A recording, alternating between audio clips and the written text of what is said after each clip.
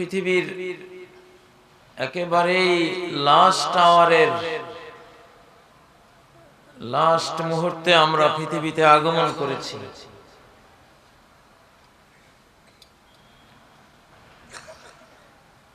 Last আওয়ারের last মুহূর্ত, বিদ্যালয়ের অষ্টম ঘন্টার একেবারে শেষ কয় মিনিট থাকতে যে ছাত্র বিদ্যালয়ে ঢুকে, সেই ছাত্রের যে অবস্থা আমাদেরও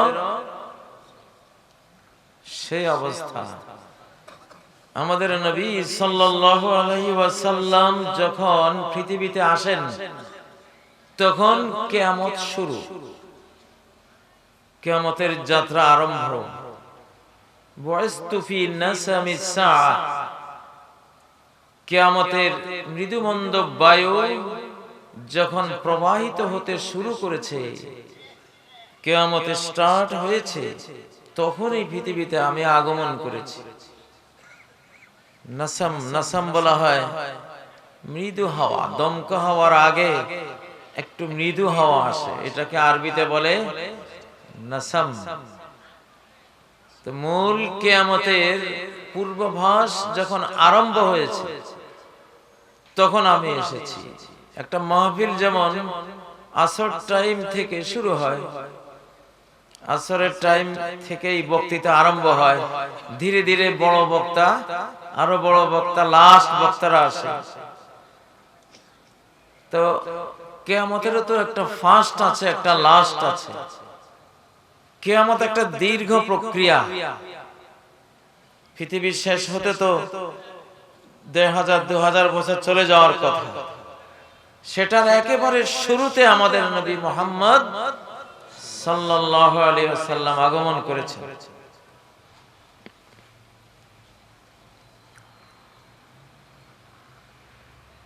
আল কোরআনে সূরা মুহাম্মাদের ১৮ নম্বর আয়াতে আল্লাহ বলে দিয়েছেন ১৪৫০ বছর আগে, ফাকাদ জাআ আশরাতুহা,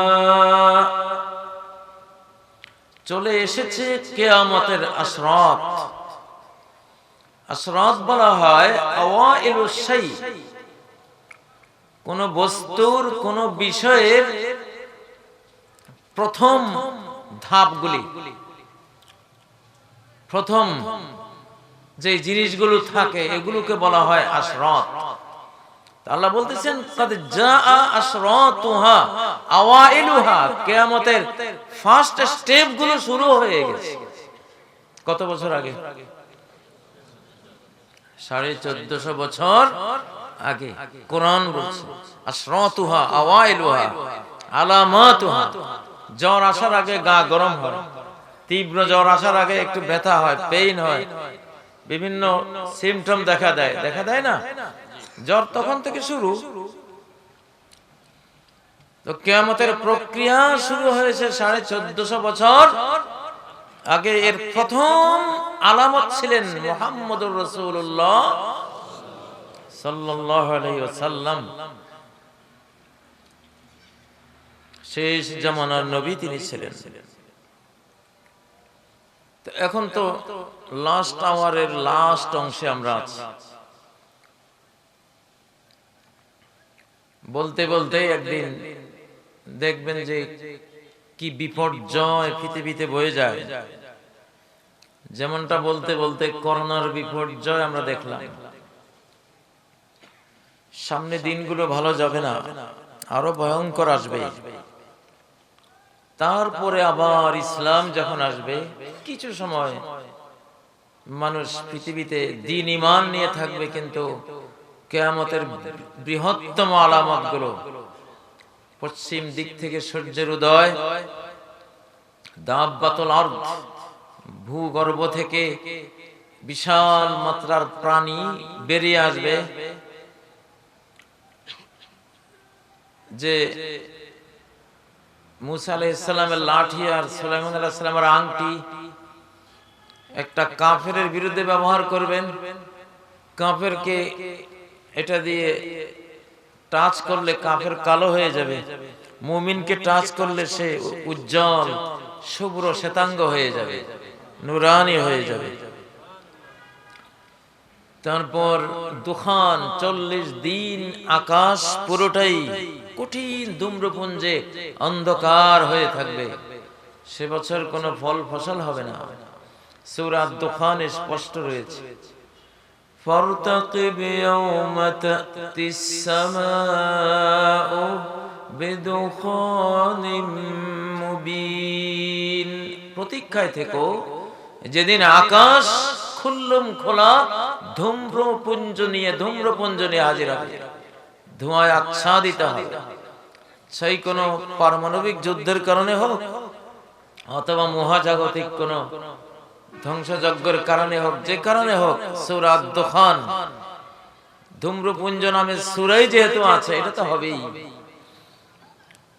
সূর্য পশ্চিম থেকে উঠে আসবে, দাজ্জাল আসবে, ঈসা আলাইহিস সালাম আসবে, ইমাম মাহদী আসবেন। পৃথিবীর 3 অঞ্চলে 3 দেশ বা মহাদেশ তলিয়ে যাবে। সর্বশেষ আসবে সারা বিশ্বকে বেষ্টন করার মতো আগুন। এই আগুন মানুষকে ধাওয়া করবে। তাসুকুন নাসা ইলাল মাহশার, হাসরের মাঠের দিকে মানুষকে টেনে নিয়ে যাবে। হাসরের মাঠ কোথায় হবে? মুলকে শাম, সিরিয়া। হাসরের ময়দান হবে শাম দেশে। শাম দেশ এখন 5টা দেশে ভাগ করা: ইসরায়েল, ফিলিস্তিন, লেবানন, জর্ডান, সিরিয়া, ইরাকের অংশবিশেষ, তুরস্কের অংশবিশেষ, কুর্দিস্তানের অংশবিশেষ। মোট 8টা ভাগে ভাগ হয়ে আছে। এই পুরোটাই হলো শাম। এই শাম সম্বন্ধে নবীজি বলেছেন, আশ-শাম আরদুশ শাম আরদুল মাহশারি ওয়াল মানশার, এখানেই হাসর হবে, এখানেই নসর হবে। হাসরের মাঠে আমরা সবাই উঠবো ওখানে। বাংলাদেশে থাকতে পারবেন না, যতই ভালোবাসেন। আমি তোমায় ভালোবাসি, একদিন বিদায় নিতে হবে, সময় বেশি দূরে নেই। যাই হোক, কিয়ামতের আলামত সম্বন্ধে আপনারা বলতে বলেছেন। টাটকা একটি আলামত হলো করোনা ভাইরাস। মাউতানুন ইয়াখুযু ফীকুম কাকাসিল গনাম, একটা মাউতান মহামারী, ঠান্ডা সর্দি জনিত মহামারী, যেটা দুম্বা, ছাগল, ভেড়াগুলোর হয়। দুম্বা, ছাগল, ভেড়াগুলো সর্দি হয়, ওই সর্দিতে ঠান্ডা ওরা মারা যায়। মানুষকে এইরকম একটা ঠান্ডা মহামারী ধরবে। আবু দাউদের একটি গ্রহণযোগ্য সনদে বর্ণিত হাদিসে এই কথাটি এসেছে, মাউতানুন, গণহারে মৃত্যু। সেটা আমরা দেখছি, এটা আসছে। সুম্মা বা'দাহু সানাওয়াতুজ জালাজিল, করোনা শুরু শেষ না হতে না হতে শুরু হবে সিরিজ ভূমিকম্প। আরো ভয়ঙ্করটা আরম্ভ হবে। বিল্ডিং, যার বাড়ি যত মজবুত সে তত পালাবে বাড়ি ছেড়ে। মানুষ তাঁবুর নিচে, হালকা পাতলা ঘরের নিচে থাকবে। বিল্ডিং গুলো পরিত্যক্ত হয়ে যাবে। এক সময় মহামারী নিয়ে বক্তব্য দিতাম, মানুষ মনে করত কবে হবে, কোন সময় হবে, বলতে বলতে হয়ে তো গেল। ভূমিকম্পের কথা দীর্ঘদিন থেকে বলতেছে, হাদিস থেকে, কোরআন থেকে। হঠাৎ শুরু হয়ে যাবে। বিল গেটসের একটা সংস্থা আছে, বিজ্ঞানী সংস্থা, তার গবেষকরা বলছে, তার ভিডিওতে সে বলছে, আগামীতে আমি সিরিজ ভূমিকম্প দেখতে পাচ্ছি। তার এই বক্তব্য তার গবেষক দলের বক্তব্য হোক অথবা ইসলাম থেকে চুরি করা হোক, কথা সত্য, কোনো সন্দেহ নেই। আমাদের এই জামানার রন্ধ্রে রন্ধ্রে কিয়ামতের অজস্র সিমটম, মহা বিপদ সংকেত দিয়ে দেয়া আছে, চলমান আছে। ভাষাহীন অথবা ভাষাগতভাবে ঘোষণার পর ঘোষণা চলছে। সাইক্লোনের সময় যেমন 10 নম্বর মহাবিপদ সিগন্যাল দেয়া, কিয়ামতের সিগন্যালের পর সিগন্যাল চলছে। কিন্তু বুঝনেওয়ালারা বুঝে, যারা বুঝে না তারা বুঝে না। ইন্না মিন নাশরাতিস সাআতি আন তুরফাল আশরার, কিয়ামত শুরু হয়েছে কিনা, কিয়ামত একেবারে ঘনিয়েছে কিনা, এটা যদি বুঝতে চাও তোমার দুনয়নে, তোমার অন্তর নয়নে সমাজ, বিশ্ব সমাজকে দেখবে। যদি দেখো যে যত খারাপ লোক তার পাওয়ার তত বেশি, যে যত দুশ্চরিত্র সে তত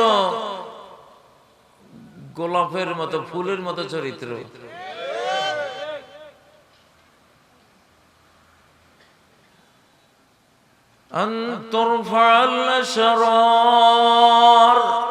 আশরার গুলো, বিশ্ব সমাজের আশরার, শাররুনের বহু বচন আশরার, আদ্যপান্ত, অনিষ্ট, অকল্যাণ, দুষ্ট, চরিত্রহীন, খুনি, ডাকাত, জেনোসাইডকারী, গণহত্যাকারী, লুণ্ঠনকারী, এই চরিত্রের মানুষগুলো সমাজের সর্বোন্নত আসনে আসীন দেখতে পাবে সারা ওয়ার্ল্ডে।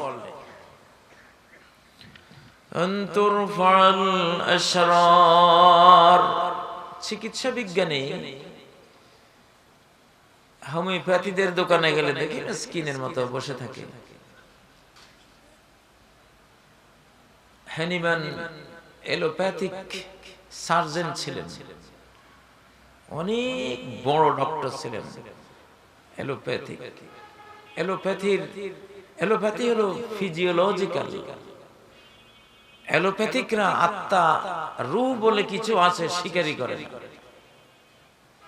এরা শুধু দেহের চিকিৎসা করে। অথচ মানুষ ফিজিওলজিক্যাল এবং স্পিরিচুয়াল, মানুষ মনোদৈহিক সৃষ্টি, তার একটা রূহ আছে, তার একটা দেহ আছে। হ্যানিম্যান যখন দেখলেন এরা শুধু দেহ নিয়ে চিকিৎসা করে, সমস্যা, এই জন্য চাপা দেয়। হ্যাঁ, বেশ কিছু ক্ষেত্রে তারা সফল, অপারেশনের ক্ষেত্রে, এইসব ক্ষেত্রে তারা সফল, কিন্তু অধিকাংশ ক্ষেত্রে শুধু যেহেতু দৈহিক রোগের মূল কারণ যেখানে আত্মাকে স্বীকারই করে না, এই জন্য তিনি এলোপ্যাথি ছেড়ে হোমিওপ্যাথি তৈরি করেছিলেন, নির্মাণ করেছিলেন। এবং স্পিরিচুয়াল, ফিজিওলজিক্যাল, মনোদৈহিক দুইটাকে মূল্য দিয়েই হোমিওপ্যাথির তিনি আবিষ্কার করেছিলেন। কিন্তু এই সুন্দর সুন্দর ডাক্তারি শাস্ত্রগুলো, হেকিমি শাস্ত্রগুলো, আয়ুর্বেদিক শাস্ত্রগুলো, হার্বাল চিকিৎসার, এরা সবাই মার খাওয়া, এরা নাই, এরা সমাজে এখন দুর্বল।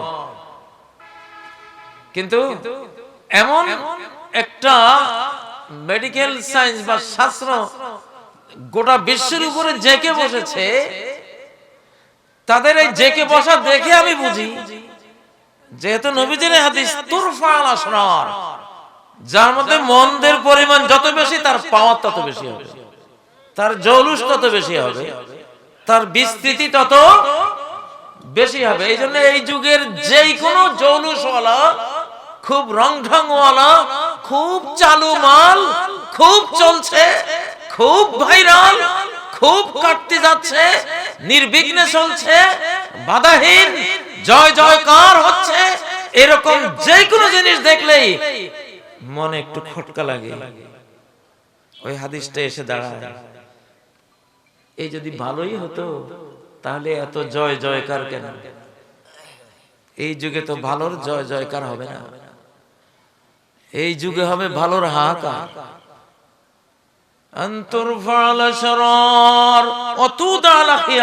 যেটা ভালো হবে, মানুষ ভালো হবে, ওরা চাপা পড়ে যাবে, পতন হয়ে যাবে,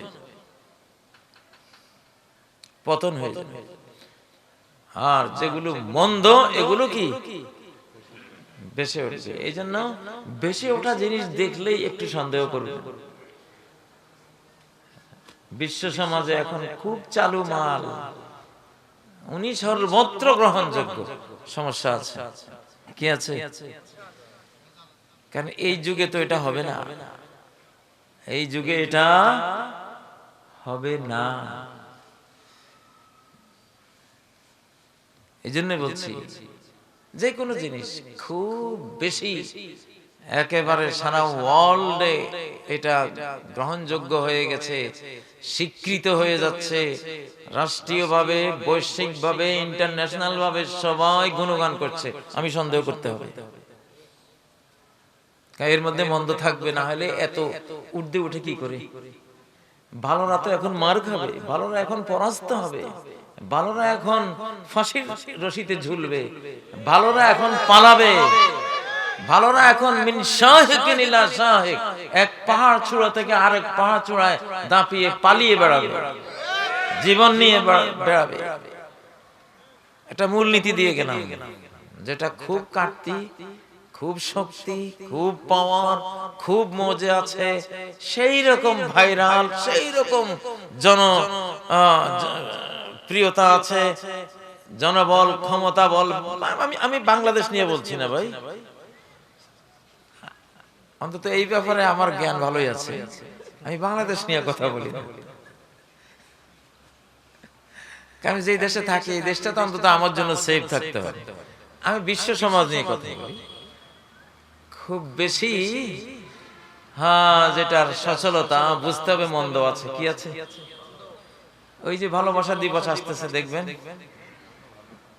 সেদিন সব আষাঢ়ে বাদল নাবে নদী ভর ভর, মাতিয়া ছুটিয়া চলে ধারা করো তো, নাকি? হ্যাঁ, মাতিয়া ছুটিয়া চলিবে যখন দেখিবেন, তখন এই ভাবিবেন কিছু না কিছু সমস্যা আছে। এই ডাল মে কুছ কালা হে, এই ডালের মধ্যে কিছু কালা আছে, কিছু পয়জন, কিছু বিষ এখানে আছে। একটা মূলনীতি। কিন্তু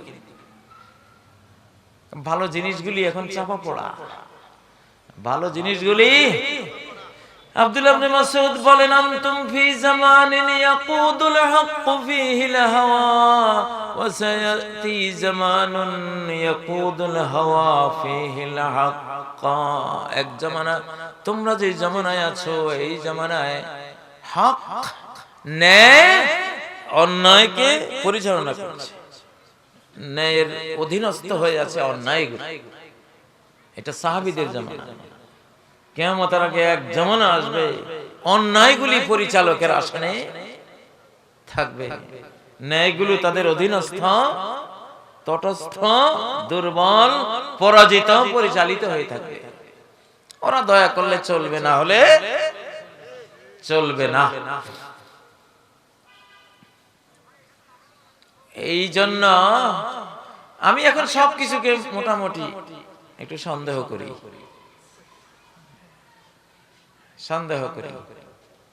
সন্দেহ করতেই হবে। করোনা ভাইরাস নিয়েই তো সন্দেহ। এটা কি ষড়যন্ত্র? না, এটা আল্লাহর আযাব।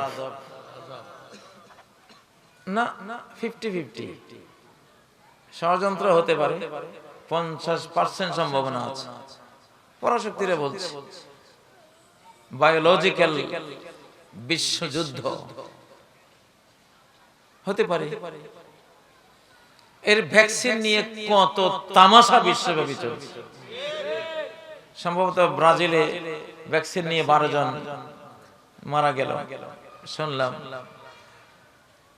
কোথাও ভয়াবহ রোগ ব্যাধিতে আক্রান্ত হলো, একটা ভ্যাকসিন, যথার্থ ভ্যাকসিন তৈরি হতে 24-25 বছর লাগে।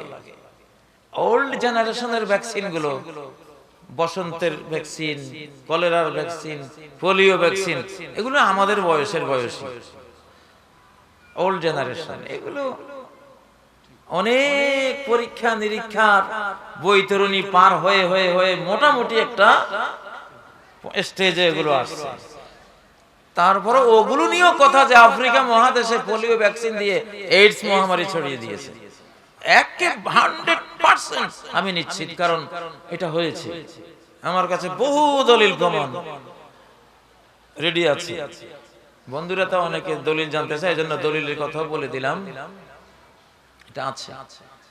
এখন নিউ জেনারেশন ভ্যাকসিন মাত্র এখন বিভিন্ন জনে পরীক্ষা করছেন। করোনা ভাইরাস তো রূপ পাল্টায়, শুধু রূপ পাল্টায়। আপনি আজকে করোনার যে ওষুধটা দিচ্ছেন ভ্যাকসিন, আগামীকাল এটা তো নাই, এটা আরেকটা হয়ে গেছে, তারপর আরেকটা হয়ে যাচ্ছে। এজন্য আমরা যাতে গিনিফিগ না হই, আমাদের সরকারের বিশাল দায়িত্ব, আমাদের স্পেশালিস্ট সায়েন্টিস্ট ডক্টর সাহেবদের অনেক বড় দায়িত্ব, আমরা যাতে গিনিফিগ না হই কারো দ্বারা। গিনিফিগ বুঝেন তো, কোন ঔষধ আবিষ্কার করে এটা ক্ষতিকর না লাভজনক, আগে ইঁদুরের উপরে প্রয়োগ করে, মরলে ইঁদুর মরুক। ইঁদুর যদি বাঁচে তাহলে বোঝা যাবে মানুষও হয়তো বাঁচতে পারে, আর ইঁদুর যদি মারা যায় তাহলে আশঙ্কা আছে। বিশ্বে এমন মানুষ আছে যারা তৃতীয় বিশ্বের দরিদ্রদেরকে ইঁদুর মনে করে, গিনিপিগ। জেনোসাইডের অনেক ইতিহাস পৃথিবীতে ঘুরছে। এই জন্য এটা কোনো দোষ না যে ভাবিয়া করিও কাজ, করিয়া ভাবিও না।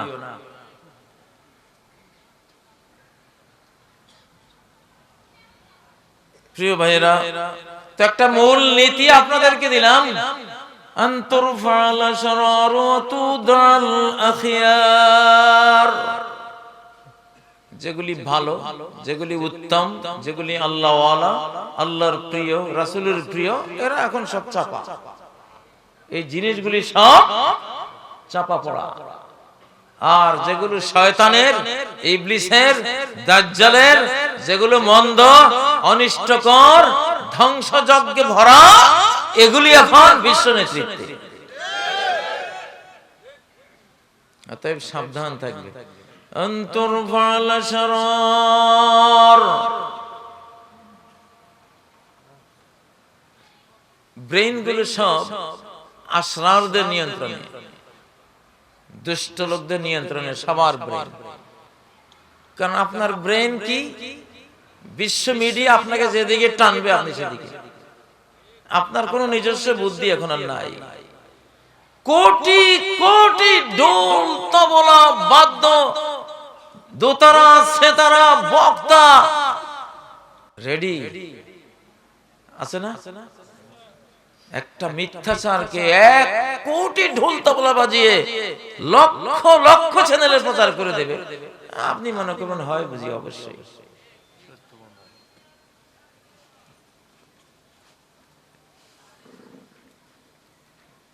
টিভিতে মিথ্যা কথা বলে, আস্তাগফিরুল্লাহ, এটা বিশ্বাস করতে তো কোটি কোটি মানুষের সমস্যা। টিভি আবার মিথ্যা কথা বলে, রেডিও সংবাদ আবার মিথ্যা হয়, লেখা বইতে লেখা আছে, আমি নিজে পড়েছি, ওই লেখা আবার মিথ্যা হয়। আমাদের গ্রাম বাংলায় বইয়ের লেখার প্রতি অনেক শ্রদ্ধা। আরবি লেখা দেখলে চুমা খাই আমরা, এটা বাস্তব, আমাদের ধর্মীয় অনুভূতির কারণে করি। আমরা আরবি দেখলেই ভাবি কোরআনের কথাই আছে, হাদিসের কথাই আছে, নবীর নাম, আল্লাহর নামই আছে। একজন আরবি একটা কাগজ তুলে চুমা খাচ্ছে, ওখানে আরবি সিনেমা হলের গায়িকার শয়তানি বান্দরামের বিবরণ, সে চুমা খাচ্ছে, সে সওয়াব পাবে। ইন্নামাল আমালু বিন্নিয়াত। না, আমরা তো হলো ছাপার অক্ষরে লেখা হয়ে গেলেই এটা কি আর ভুল হয়? ছাপিয়ে দিলেই আমাদের কাছে বিরাট গ্রহণযোগ্যতা পেয়ে যায়। জাল দলিল ছাপার অক্ষরে লেখা আপনার পৈতৃক সম্পত্তি সলিমুল্লাহ নিয়ে গেছে জাল দলিল করে, এখন ছাপার অক্ষরে লেখা প্রিন্টেড কপি আপনার সামনে। হায় এটা কি মিছা হয়? হাতের লেখা হলে না হয় ভাবতাম যে হাতে লিখছে, এটা মিছা হতেও পারে। মানে এই জামানায় সমস্যা যে কত, আমাদের আকল নাই, আমাদের বিবেক নাই। আমাদের বিবেক আর্টিফিশিয়াল ইন্টেলিজেন্স, আর্টিফিশিয়াল বুদ্ধি, এই বুদ্ধিগুলি প্রচার করে মিডিয়াওয়ালারা, আর ব্রেনগুলিকে ক্যাপচার করে নেয়। অন্তরফাল সরর, সমস্ত আসরার, সমস্ত স্বর এখন মজে আছে। ধরুন পরিবার আর প্রেম, বৈবাহিক জীবন আর অবৈধ প্রেম, এখন বিশ্ব সমাজে বিবাহ বন্ধন এখন চাপা পড়া, দুর্বল দুর্বল যায় যায় অবস্থা। কিন্তু 1 কোটি নিউ জেনারেশনের যুবক যুবতীর মধ্যে আমার মনে হয় 1 কোটিতে 99,90,000 95,000-ই আপনি দেখবেন অবৈধ প্রেমের সাথে জড়ানো। ঠিক নয় কি? অতএব অন্তরফাল সরর, যে কোনো মন্দ এখন পৃথিবীতে কি জয় জয়কার অবস্থায় আছে। এটাই তো কিয়ামত।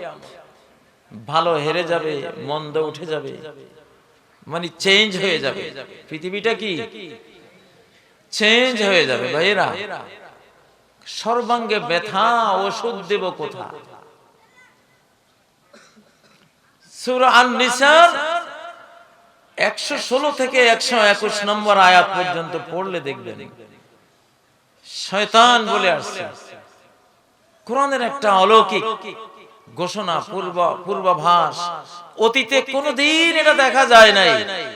কোরআন যে সত্য, মহা সত্য, ওই আয়াত আর বর্তমান বিশ্ব পরিস্থিতি মিলালে আপনি বুঝবেন আল্লাহর কোরআন কতটা সত্য।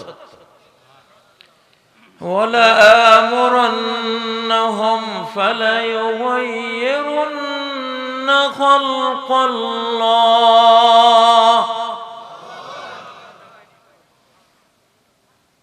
আমি ওরকম কারি না যে আপনারা আমার কেরাসনে তাকবীর দিবেন। কেন? কোরআন শুনলে চোখের পানি আসতে হয়। কোরআন কোথাও বলে নাই যে আমি তেলাওয়াতকৃত হলে মানুষ চিৎকার দেবে, তাকবীর দিবে না। তাকশাইরু জুলুদুহুম, কোরআনের তেলাওয়াত শুনলে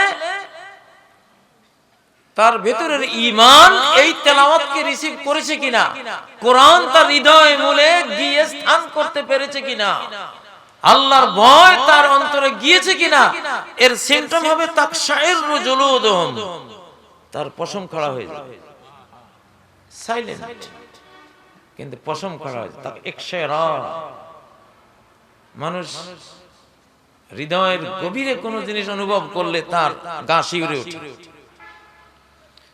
1 নম্বর। 2 নম্বর হলো তাফিদু আয়ুনুহুম, তারা আয়ুনুহুম তাফিদু মিনাদ দাম'i, দেখবা তাদের চক্ষুগুলো বানের মতো ভেসে যাচ্ছে। কোরআন শুনে চোখের পানিতে তারা ভেসে যাচ্ছে। আল্লাহু আকবার। সাহাবায়ে কেরামদের হাল এগুলি ছিল। আজকাল তেলাওয়াতকারী হিসেবে শুনলে এটা আপনাদের দোষ না, এটা আরব জাহানের অনেকেরা, মিশরের অনেকে, আর অন্যান্য দেশে আল্লাহু আকবার বলে চিৎকার দেশে, কিন্তু গায়ের শিহরণ নেই, হৃদয়ের ভয় নেই, চোখের পানি নেই। কি হবে এটা দিয়ে? আর্টিফিশিয়াল, সব জিনিসের মধ্যে আর্টিফিশিয়াল, সেটা আমরা চাই না। হৃদয়ের গভীরে কোরআন যাক, এটা চাই, ঠিক না? কারা কারা চান? আলহামদুলিল্লাহ। আল্লাহর কোরআন এই কোরআন যে পড়বে সে নিজেকে খুঁজে পাবে, সে নিজেকে বুঝবে আমি কি, কোত্থেকে এসেছি, কোথায় যাব, করণীয় কি, আমার বন্ধু কে, আমার শত্রু কে। আপনি নিজেকে চিনবেন না যদি কোরআন না পড়েন, নিজের কোন পরিচয় আপনি পাবেন না যদি কোরআন না পড়েন। আপনার রবকে, আপনার স্রষ্টাকে, আপনার মাবুদকে সেজদা কাকে দিতে হবে, জ্ঞান কার কাছে চাইতে হবে, সন্তান কোথায় কামনা করতে হবে, বিজয় কার কাছে আরাধনা করতে হবে, আপনার ইবাদত কাকে দিতে হবে, কিছুই জানবেন না যদি কোরআন না পড়েন। আপনি কোরআনেই বিশ্বজাহানের মাবুদকে খুঁজে পাবেন, কোরআনেই আপনি আপনাকেও খুঁজে পাবেন। আপনি কে, আপনার পাওয়ার কি, কখন আপনি বিশাল সুপার পাওয়ার, কখন ইন্নাকা তাকুনু ফি কিম্মাতিল কুওয়াহ ইযা কুনতা বিগাইরি কুওয়াহ ইল্লা বিল্লাহ। যখন আপনি মনে করবেন আমার আল্লাহ ছাড়া আমার কোনো শক্তি নেই, তখন আপনি সুপার পাওয়ার। আমার কোনো ক্ষমতা নেই, আমার কোনো জ্ঞান নেই, আমার কোনো সম্পদ নাই, আমার সম্পদ একমাত্র আল্লাহ। আমার কোনো জ্ঞানের আধার নেই, আমার জ্ঞানের আধার একমাত্র আল্লাহ। আমার জীবন নেই, আমার জীবন আমার আল্লাহ। তাকে আমি স্বীকার করলে আমি জীবিত, অস্বীকার করলে আমি মৃত। মানুষ তখনই সর্বাধিক শক্তিমান থাকে যখন নিজেকে সে শক্তিহীন মনে করে আল্লাহ ছাড়া। আল্লাহ ছাড়া আমার কোন শক্তি নাই। আল্লাহ নবী বলেন আল্লাহুম্মা ইন্নী আবরাউ ইলাইকা মিন হাওলি ওয়া কুওয়াতি ওয়া আলজাউ ইলা হাওলিকা ওয়া কুওয়াতিক। আল্লাহ আমি আমার শক্তি সামর্থ্য থেকে আপনার পানা চাই, আপনার আশ্রয় চাই, আপনার শক্তির কাছে, সামর্থ্যের কাছে আমি আশ্রয় গ্রহণ করি, আমার কিছু নাই। আল্লাহু আকবার। মানুষ যখন কোরআন পড়ে তখন এই জ্ঞানগুলো সে লাভ করে, এই জ্ঞানগুলো সে প্রাপ্ত হয়।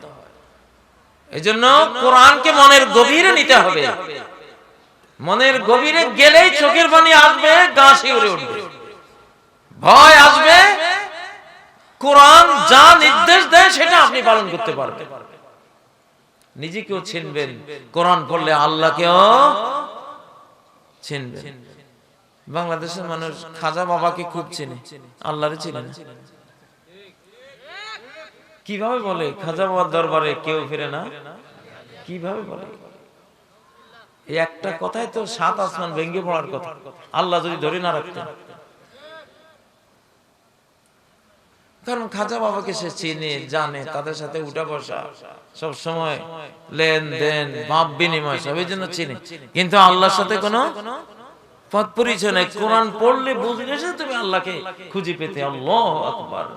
তোমার ওই খাজার মতো বিলিয়ন বিলিয়ন বিলিয়ন বিলিয়ন খাজা আল্লাহর শক্তি সামর্থ্যের সামনে এক ধুলি কোনো হতো না। পেশে কুদরত জাররা এ নিদা কে নিস্ত, কুল মখলুকাত, সারা বিশ্ব জাহান, মহাবিশ্ব আল্লাহর শক্তির সামনে একটা অণু, পরমাণু, ইলেকট্রন, নিউটন, প্রোটনের তো সামান্য, কিছুই না, নাথিং। আমরা আল্লাহকে চিনি না কারণ কোরআন পড়ি না। আমি যে আয়াতের কথা বলতেছিলাম সূরা নিসার 116 থেকে 121, একটা আয়াত আছে, ওয়ালা মুরুন্নাহুম ফালায়ুগাইয়িরুন্না খালকাল্লাহ। কত হাজার বছর আগে আদম আলাইহিস সালামের উপরে হিংসা করে শয়তান তাকে সিজদা দিল না, আল্লাহ তাকে বহিষ্কার করলেন। ওই সময় সে কসম করে বলল, আল্লাহ আমি অবশ্যই এই আদমের ছেলে মেয়েদেরকে অর্ডার দিয়ে আল্লাহর সৃষ্টিকে আমি পরিবর্তন করাবো। আল্লাহর সৃষ্টির পরিবর্তন মহাপাপ। আল্লাহর সৃষ্টির পরিবর্তন করা যায় না। ওই জন্য যে মহিলার চুল মাথায় কম, সে যদি পরচুলা লাগায় তার উপরে লানত। সৃষ্টি পরিবর্তন করলা কেন? আল্লাহ তোমাকে চুল কম দিয়েছেন, কম নিয়ে থাকে। ভালো ঔষধ, ভালো খাদ্য খেয়ে যদি চুল আল্লাহ বাড়িয়ে দেন সেটা হোক। আরেকজনের চুল মিথ্যা, ওটা তোমার চুল না, তুমি একটা মিথ্যা তোমার মাথায় জড়ালে কেন?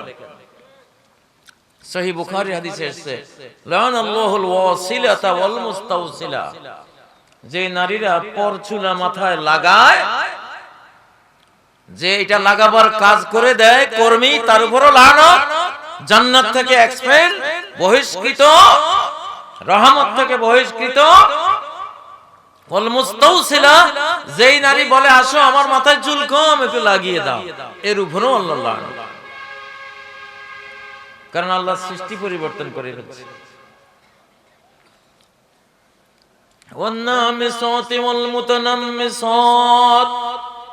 চোখের উপরে ভ্রু অনেক মহিলারা চিকন করে, আল্লাহ একটু মোটা দিয়েছেন, মোটায় থাকে, চিকন করতে পারবে না। চোখের উপরে আল্লাহ বেড়ি বাঁধ দিয়েছেন, ডাইরেক্ট ঘাম বৃষ্টির পানি যাতে সরাসরি চোখে না ঢোকে, এটা বেড়ি বাঁধ। যার জন্য যেমন বাঁধটা লাগবে আল্লাহ সেটাই তো দিয়েছেন।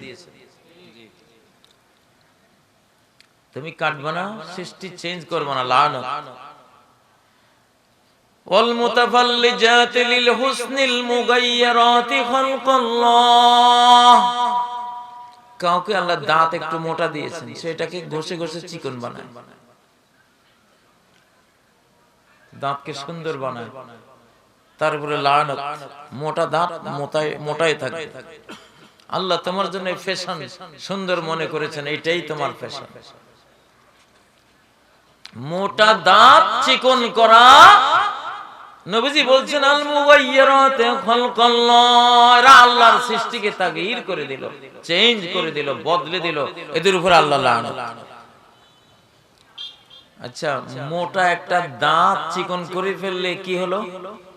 আল্লাহর সৃষ্টি কি হলো? চেঞ্জ হলো, পরিবর্তন হলো, এইটা লানতযোগ্য অপরাধ। এখন আধা কেজির মুরগি যে আমরা 5 কেজি বানাই ফেললাম, এটা কি? এগুলি ইবলিসি প্রজেক্ট, ইবলিসি প্রজেক্ট। 15 দিনে এই মোটা। ঘরে ঘরে ক্যান্সার, ঘরে ঘরে ক্যান্সার, বিশৃঙ্খল কোষ বিভাজন করিয়ে এসব আর্টিফিশিয়াল খাদ্য তৈরি করা হয়, অখাদ্য, অখাদ্য। ফালা ইউগায়্যিরুন্না খালকাল্লাহ। ঢাকা শহরে বহু শিশু আছে মাছ খায় না, নদীর কূলে বিলের ধারে নিয়ে আল্লাহর মাছগুলি খাওয়ালে মাছ ছাড়া আর কিছু খায় না। ওখানে মাছ খায় না, সব চাষের মাছ, রুফিও মাছ, ওগুলো মাছ না। উলামায়ে কিরাম আল্লাহর এই আয়াতকে আপনারা ভালো করে ধরেন। একটা মোটা দাঁত চিকন করেছে, আল্লাহ লানত দিয়েছেন। এটা আমার সৃষ্টিকে তুমি চেঞ্জ করলা। আর যে গোটা গরুটাকে চেঞ্জ করে দিলা, গোটা মুরগিটাকে চেঞ্জ করে দিলা, গোটা মাছটাকে চেঞ্জ করে দিলা, এতটুকু শসা এই মোটা এই বড় করে দিলা, ঠিক নয় কি? ছোট্ট ছোট্ট দেশি গরু কত সুস্বাদু, কত উপকারী ফ্লেভার, বিশ্বের সেরা স্বাদের, ঠিক না কি? এই মোটা ইয়া বড় করে দিলা। একটা চিকন দাঁত মোটা বা মোটা দাঁত চিকন করলে যদি আল্লাহ লানত আসে, আল্লাহর সৃষ্টির চেঞ্জ তুমি করলা, কেন করলা? লা তাবদীলা লিখালকিল্লাহ, সূরা রুমের 30 নম্বর আয়াত। আল্লাহর সৃষ্টির কোনো পরিবর্তন নাই, করতে পারবা না, কেন করলা? মনে করেছি এই ছোট ছোট ডিম এগুলি আর কি। আহা, এখন দেখি ছোট্ট হলে কি হবে, পাওয়ারটা এটার মধ্যেই। ও মিয়া, স্বর্ণ এতটুকু আর লোহা এতগুলি, কোনটার দাম বেশি? ছোট হলো সেটা গোল্ড, ঠিক না কি? ওইটা আল্লাহর। ফালা ইউগাইয়িরুন্না খালকাল্লাহ সামাকুল্লাহ, খালকুল্লাহ সামাকুল্লাহ, খালকুল্লাহ বাইদাতুল্লাহ, খালকুল্লাহ দাজাজাতুল্লাহ, খালকুল্লাহ বাকারাতুল্লাহ। খালকুল্লাহ মানে কি আল্লাহর সৃষ্টি, এবং সৃষ্টির মধ্যে যত হাজার আছে তত হাজার সৃষ্টিকে এইভাবে বয়ান করেন। খালকুল্লাহ যেমন বাইদাতুল্লাহ, আল্লাহর তৈরি ডিম। তোমরা চেঞ্জ করছো, এখন প্লাস্টিকের ডিমও পাওয়া যায়। কিয়ামতের আগে হবে 1450 বছর আগে কোরআন যখন এটা বলে, তখন কেউ এটা চিন্তাই করে নাই যে এত ভয়ঙ্কর রূপে শয়তান কিয়ামতের আগে সব চেঞ্জ করে দেবে, সব চেঞ্জ করে দেবে। তাইলে ফালা ইউগাইয়িরুন্না খালকাল্লাহ, তাহলে আমরা মুরগি নামে যেটা খাচ্ছি এটা গায়রা দাজাজাতিল্লাহ। আল্লাহ যে মুরগি কত সুন্দর, সিমসাম, আটো সাটো বডি, এক লাফে পুকুরের এই পাড় থেকে ওই পাড়ে চলে যায়, ঠিক কিনা? একদিন দেখেছি এক ছাওয়ালি মুরগি, মা মুরগি, তার ছাকে ছিল ছোঁ দিয়েছে। ছিল মুরগির বাচ্চা তো নিতে পারে নাই, মা মুরগিটা আকাশে উড়া দিয়েছে ছিলের পিছে পিছে, তোরে খাইছি আজকে। কত সুন্দর তার হাবভাব, তার চলন বলন, তার আওয়াজ, তার ডাক। খড়ের মধ্যে আজান দিয়া শেষ রাতে তাহাজ্জুদের জন্য জাগায় দেয় কোন মুরগি? দাজাজাতুল্লাহ, যেগুলি আল্লাহ, যেগুলি কি আল্লাহ। ইবলিসের কুমন্ত্রণা দিয়া এমন মুরগি বানাই দিছে, আজান দেয় লড়তেই পারে না, সিলেটে দৌড়াইব কি? নিজে যে এক হাত উঁচু জায়গা কিনা ব্যারিকেড একটা দিছে, লাফাইয়া এটা পার হইতে পারে না। এক মোটরসাইকেল ওয়ালা যাচ্ছে, দেশি মুরগি, আমাদের আল্লাহর মুরগি একটা, তার হুন্ডার চাকার নিচে মাথা মাথা বিচ্ছিন্ন হয়ে গেছে বডি থেকে, মাথা থুইয়াই এক উড়াল দিয়া 100-200 গজ দূরে চলে গেছে। মাথা লাগতো না, আমরা এমনও পারি। খালকুল্লাহ, হাযা খালকুল্লাহ, আমাদের রহমান রহিম, যিনি আমাদের স্নেহ করেন, আমাদের সাথে ব্যবসা করেন না, আমাদেরকে মুরগি খাওয়াইয়া প্রফিট চান না, ঠিক না কি? আমাদেরকে মারতে চান না, সেই আল্লাহর তৈরি এটা মুরগি। এই ওয়াজটা অনেক দুঃখে করতেছি, গতকাল থেকে এই আয়াত নিয়ে মাথার মধ্যে ঘুরাইতেছি যে কি খাচ্ছি, কোথায় যাচ্ছে। হায় হায়, ইবলিস এই যুগে ইবলিসের মতো এত এক্সপেরিয়েন্স, এত অভিজ্ঞতা তার ঝুলিতে, কারণ বাবা আদম থেকে সে গোমরা করতেছে আমাদের। কাকে কেমনে গোমরা করতে হবে, পাছাড়তে হবে, বোতলশাহী করতে হবে, কোটি কোটি তার কাছে এক্সপেরিয়েন্স। আপনার মতো অন্তত কয়েক কোটি মানুষকে সে বিভ্রান্ত করেছে, আমার মতো কয়েক কোটি কাজীকে সে বিভ্রান্ত করে আসছে। কাজী ইব্রাহিমকে কেমনে পাছাড়তে হবে তার জানা আছে না নাই?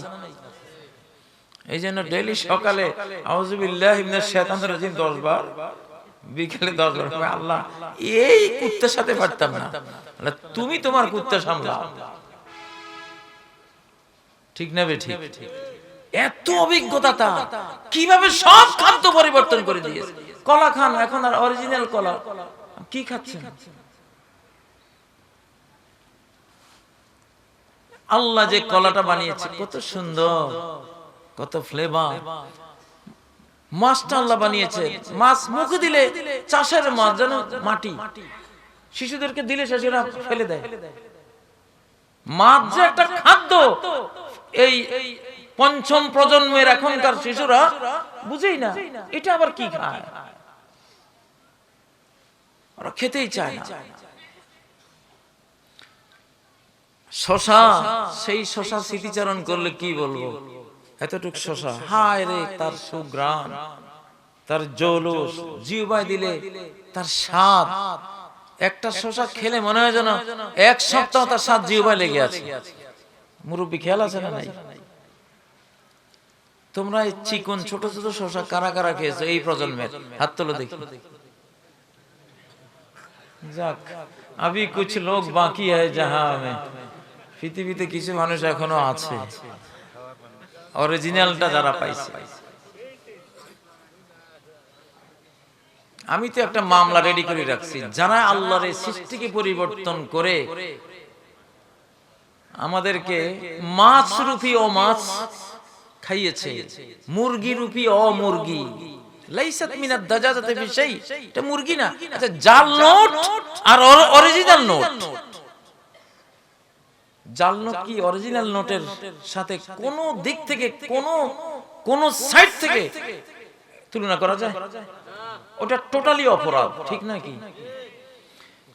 আমার বিরুদ্ধে তো এখন খেপবেন, আমি জানি মাছওয়ালারা খেপবেন, মুরগিওয়ালারা, গরুওয়ালারা, ডিমওয়ালারা, সবাই ভাই খেপলো, কিছু করার নাই।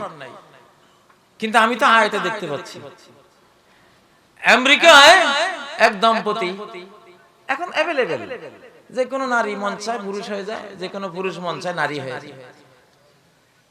নারী যদি টেস্টোস্টেরন হরমোন, পুরুষ হরমোন বেশি মাত্রা নিজের শরীরে নিতে থাকে, আস্তে আস্তে সে তার নারী অঙ্গগুলি সব নিচ্ছিন্ন হয়ে যায়, সে পুরুষ। ওয়ালা মুরান্নাহুম ফালায়ুগাইয়িরুন্না খালকাল্লাহ। এক দম্পতির kahil7.com, সিরিয়ার একজন বড় ইঞ্জিনিয়ার আছে, বিজ্ঞানী, আলেম, হাফেজ, kahil7.com, এগুলি সার্চ করেন। উনি লিখেছেন যে এটা বিশ্ববিখ্যাত একটা দম্পতি, স্বামী আর স্ত্রী বলতেছে আমি পুরুষ হব, সে হরমোন প্রয়োগ করে করে করে সে পুরুষ হয়ে গেছে, কিন্তু শুধু নারী অঙ্গটা ঠিক রেখেছে, আমি সন্তানের পুরুষ হব, আবার সন্তান নেব পেটে।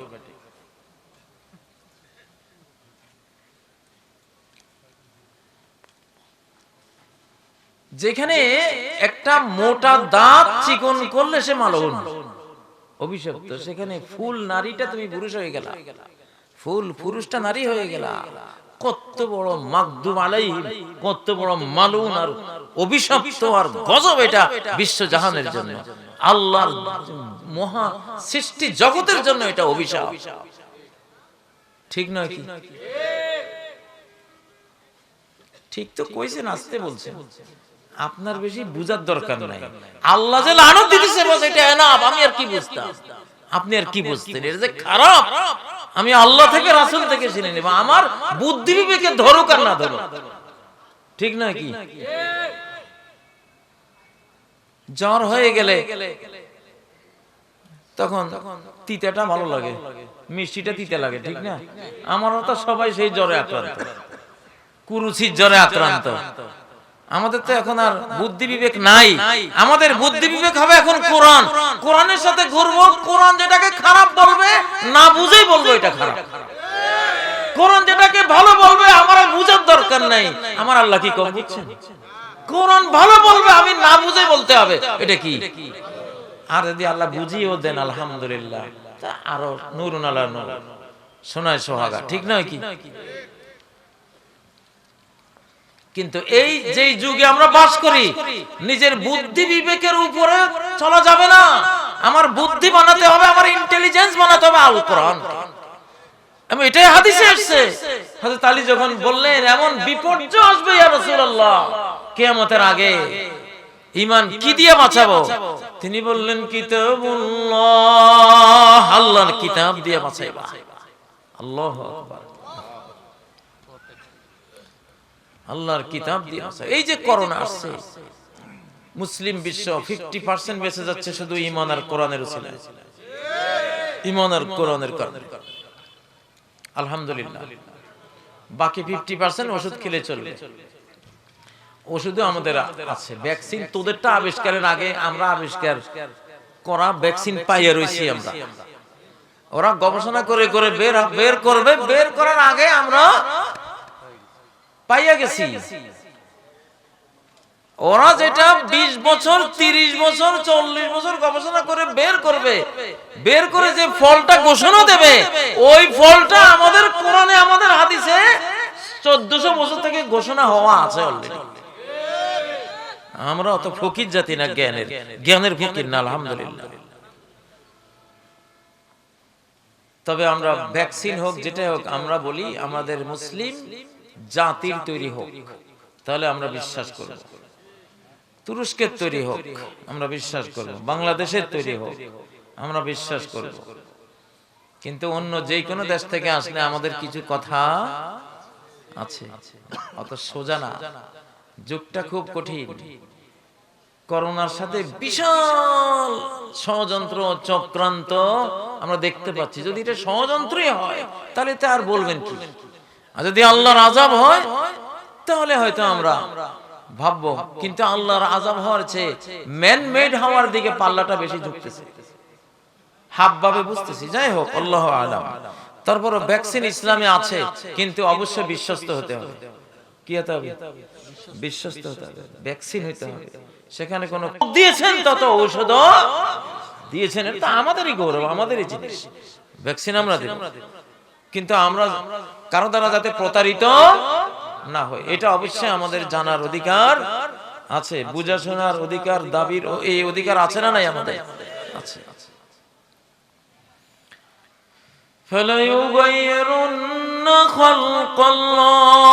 আল্লাহ সৃষ্টিকে পরিবর্তন, যুবকদের মাথার মধ্যে আল্লাহ সৃষ্টি পরিবর্তন হয়ে গেছে, চুল পরিবর্তন করে ফেলছে। লানত আসবে, কেন মাথার চুল এরকম? হয় সমান রাখো, না হলে ফেলি দেবো সব। সমানও রাখো নাই, ফেলো নাই, মাঝামাঝি। তুলি একরকম, আবার নিচে দিয়ে আরেক রকম, এদিকে বাঁশের মতন ছাঁচি ফেলাইছে। তা কি এটা কি ধরনের চুল রাখা? আমাদের ইসলামের 1400 বছরের ইতিহাসে এরকম চুল রাখা আমরা দেখিনি। ওয়ালা আমরুন্নহুম ফালা ইউগাইয়িরুন্না খালকাল্লাহ। আল্লাহর সৃষ্টিকে পরিবর্তন করে ফেলছে, আল্লাহর দ্বীনকে পরিবর্তন করে ফেলছে, আল্লাহর দেয়া নিয়ম কানুনকে পরিবর্তন করে ফেলছে। যুবকরা, আহারে, ব্রিটিশরা এই দেশে আনছে নারী পতিতা, আর এখন পুরুষ পতিতা বাইরে হয়েছে। পুরুষ পতিতা, মেল এসকর্ট, মেল এসকর্ট নাম দিয়েছে, পুরুষদেরকে পতিতা বানায়। আস্তাগফিরুল্লাহ। তারপর ওই যে body size, adult toy, Anushka যে মারা গেল, সেক্সুয়াল কৃত্রিম যৌনাঙ্গ তৈরি করে করে বাজারে বিক্রি করে, তলে তলে যুবকরা, কোটি কোটি যুবক এগুলো জানে, এগুলো দিয়ে মারা গেছে আনুশকা। এই জন্য এটা কিয়ামতের আগে আল্লাহ নবী বলেছেন যে ফাহেসা, অসভ্যতা, অসভ্য মানুষদের অসভ্য সংস্কৃতি, অপসংস্কৃতি গোটা বিশ্বকে গ্রাস করবে।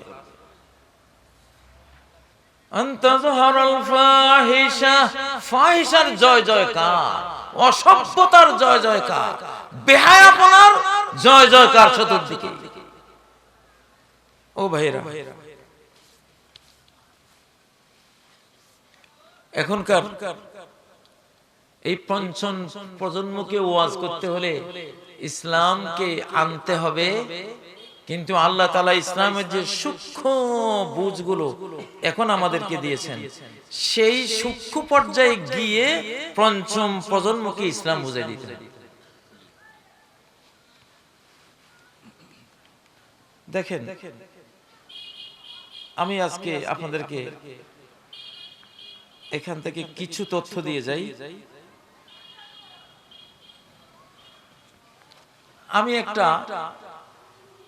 একটা জিনিস সবসময় চিন্তা করি যে সূরা আলে ইমরানের 190 নম্বর আয়াতে আল্লাহ তাআলা ইবাদতের দুইটা ভাগ করেছে। কয়টা? একটা হলো আল্লাযিনা ইয়াযকুরুনাল্লাহ দিয়ে, এই ইয়াযকুরুনাল্লাহর মধ্যে নামাজ, রোজা, হজ, যাকাত, যাবতীয় তাসবিহ, তাহলিল, কুরবানি সব আছে। এই আয়াতেরই দ্বিতীয় অংশে ওয়ায়াতাফাক্কারুন, তারা কি করে? চিন্তা গবেষণা করে। একজন মুসল্লি সে মহাকাশ গবেষক হবে, সে নামাজে পড়বে, গবেষণা করবে। ওয়ায়াতাফাক্কারুন, দুইটা ডানা। একটা জাতির উন্নয়নের জন্য কয়টা ডানা লাগে? দুইটা। একটা পাখি উঠতে কয়টা ডানা লাগে? দুইটা। একটা ভাঙ্গা উঠতে পারবে? জীবনে উঠতে পারবে না। আমরা মুসলিমরা হেরে গেছি এখানে। শুধু ওযু গোসলের ইসলাম, শুধু কিভাবে ভিতির পড়বে, আমিন জোরে বলা, আস্তে বলা, বুকে হাত বাঁধা, রফিয়াদাইন করা, মক্কা মদিনার সাথে ঈদ না বাংলাদেশের সাথে ঈদ, এক গুটি কয়েক মাসালা, ঠিক নয় কি? হ্যাঁ, এগুলি আছে, এগুলি তো থাকবে, এগুলি অনস্বীকার্য, আমরা করব, কিন্তু এক ডানা দিয়ে তো উড়ে যাবে না। আল্লাহই তো বলেছেন ওয়াতাফাক্কারুন, মুসলিমরা স্বভাবতই হবে চিন্তাশীল জাতি। কি জাতি? চিন্তাশীল জাতি। তারা তাদের ব্রেন দিয়ে, বুদ্ধি গবেষণা দিয়ে মহাবিশ্বের রহস্য উদ্ঘাটন করে করে নিজেদেরকে সমৃদ্ধ করবে। দেখেন, কিয়ামতের আগে মহামারী আসবে, করোনা আসবে। আমেরিকান হার্ট অ্যাসোসিয়েশনের একটা গবেষণা, যে নবী সাল্লাল্লাহু আলাইহি সাল্লাম মানুষকে সুস্থ রাখার জন্য এবং জান্নাতে নেয়ার জন্য, সুস্থ জীবন যাপন করে সে জান্নাতে যাবে, আখিরাতেও সে সাকসেসফুল, দুনিয়াতেও কি সাকসেসফুল। এই জন্য নবীজি সব সময় বলতেন আসিয়ামু জুন্নাতুন, রোজা একটা ঢাল। রোজা কি? একটা ঢাল। জাহান্নাম থেকে বাঁচারও ঢাল, ভাইরাস থেকে বাঁচারও একটা ঢাল, একটা জুন্না। তলোয়ারের কোপ ফেরায় ঢাল দিয়ে, ঠিক না? গুলি ফেরায় কি দিয়ে? ঢাল দিয়ে। তো ভাইরাস ফেরাবেন, শয়তানের ওয়াসওয়াসা ফেরাবেন, জাহান্নাম ফেরাবেন কি দিয়ে? সিয়াম দিয়ে। আমেরিকান হার্ট অ্যাসোসিয়েশন তারা গবেষণা করে বলতেছে, এক মাসে যদি একটা রোজা কেউ রাখে, তাহলে তার হার্ট অ্যাটাকের ৭১% আশঙ্কা থেকে সে মুক্ত হয়ে গেল। একটা রোজা। আল্লাহু আকবার। তুরাদুল আমালু ইয়াওমাল ইসনাইনি ওয়াল খামিস, আল্লাহ নবী বলেন, তিরমিজির হাদিস, আমলগুলো, নেক আমলগুলো আল্লাহর দিকে উঠানো হয় সোমবার আর বৃহস্পতিবার। কি কি বার? সোমবার আর বৃহস্পতিবার। ফাউহিব্বু আন ইউরাদা আমালি ওয়া আনা সাইম, নবীজি বলছেন, আমি ভালোবাসি আমার আমলগুলো আল্লাহর কাছে যাক যখন আমি রোজা অবস্থায় আছি। সোমবারেও আমি রোজাদার, বৃহস্পতিবারেও আমি রোজাদার। অস্ট্রেলিয়ান একদল বিজ্ঞানী গবেষণা করে বলতেছে, একটা থিওরি দিয়েছে ওরা। থিওরিটা হলো 2 + 5 = 7।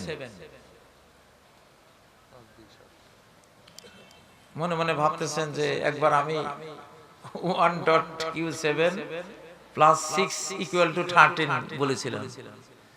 সম্পূর্ণ সত্য। ওইটা ইংলিশটা বাদ দেন, ওটার ভিতরে কি ছিল? ঈমান, সূরা ফাতিহার 7 আয়াত, আর কালো জিরা, ডুমুর, অলিভ, আজওয়া, খেজুর, জমজমের পানি, মধু, সবটাই সহিহ হাদিস দ্বারা প্রমাণিত যে এগুলি সব রোগ নিরাময়। ঠিক নয় কি? আলহামদুলিল্লাহ। বহু বহু মানুষ ওইসব জিনিস ব্যবহার করে করোনা মুক্ত হয়েছে। এই গ্রাম বাংলায় হয়েছে কিনা? আপনাদের মধ্যে কেউ আছেন? একটু হাত তুলে দেখেন। খুব জ্বর সর্দি হয়েছে, কালো জিরা, মধু, তারপরে এসব কিছু ব্যবহার করে ভালো হয়েছে। আছেন না এরকম? এই যে হাত তুললেন। আমার নিজেও এক সময় আমি 15-20 দিন আক্রান্ত ছিলাম, কিন্তু এগুলো দিয়ে ফুল সুস্থ হয়েছে আলহামদুলিল্লাহ। আফ্রিকা মহাদেশের একজন মন্ত্রী বলেছেন যে আমার করোনা হয়েছে কালো জিরা আর মধু দিয়ে ভালো হয়ে গেছে।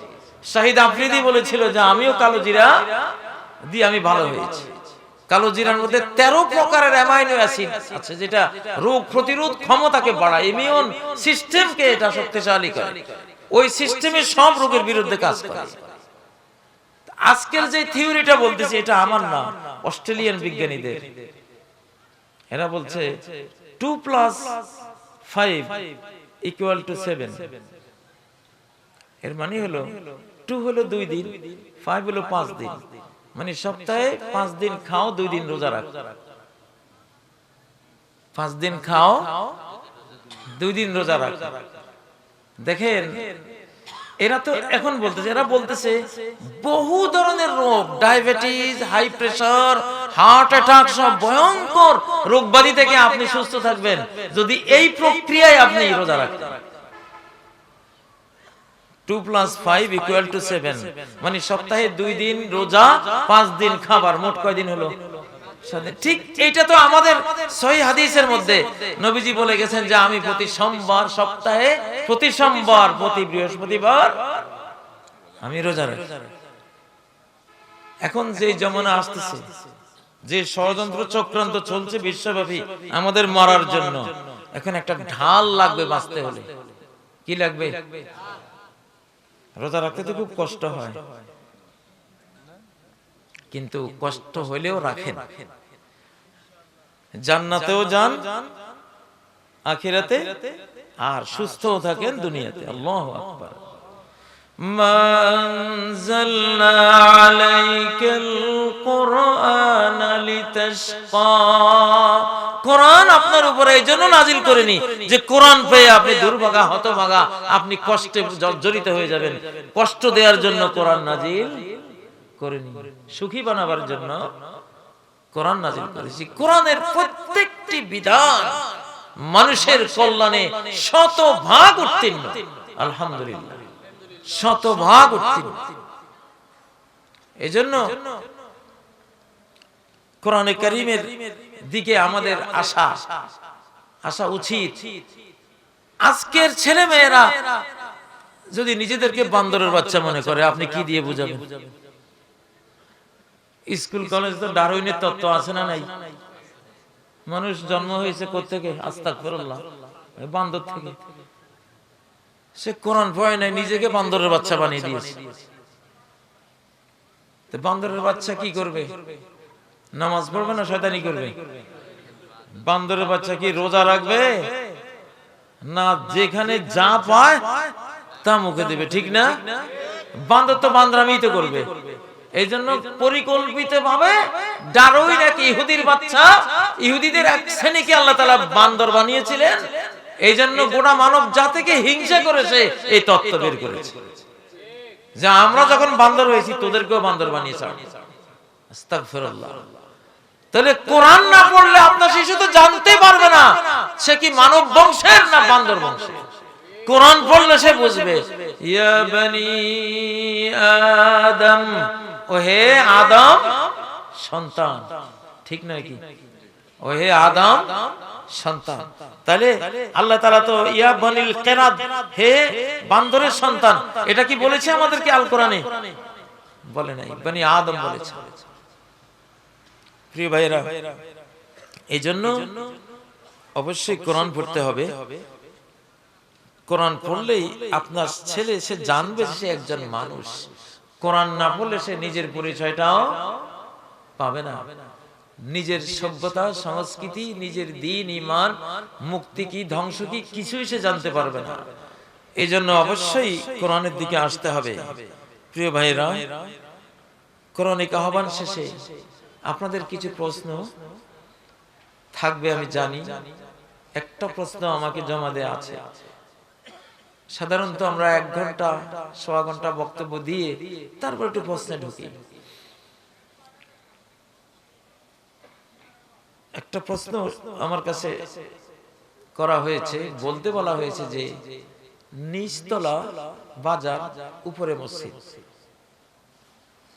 বৈধ কিনা? নিচতলা বাজার আমাদের জাতীয় মসজিদ বাইতুল মুকাররম, নিচতলা পুরোটাই কি মার্কেট। আরব বিশ্ব বহু মসজিদ দেখেছি, উপরে মসজিদ, নিচে পুরোটা মার্কেট।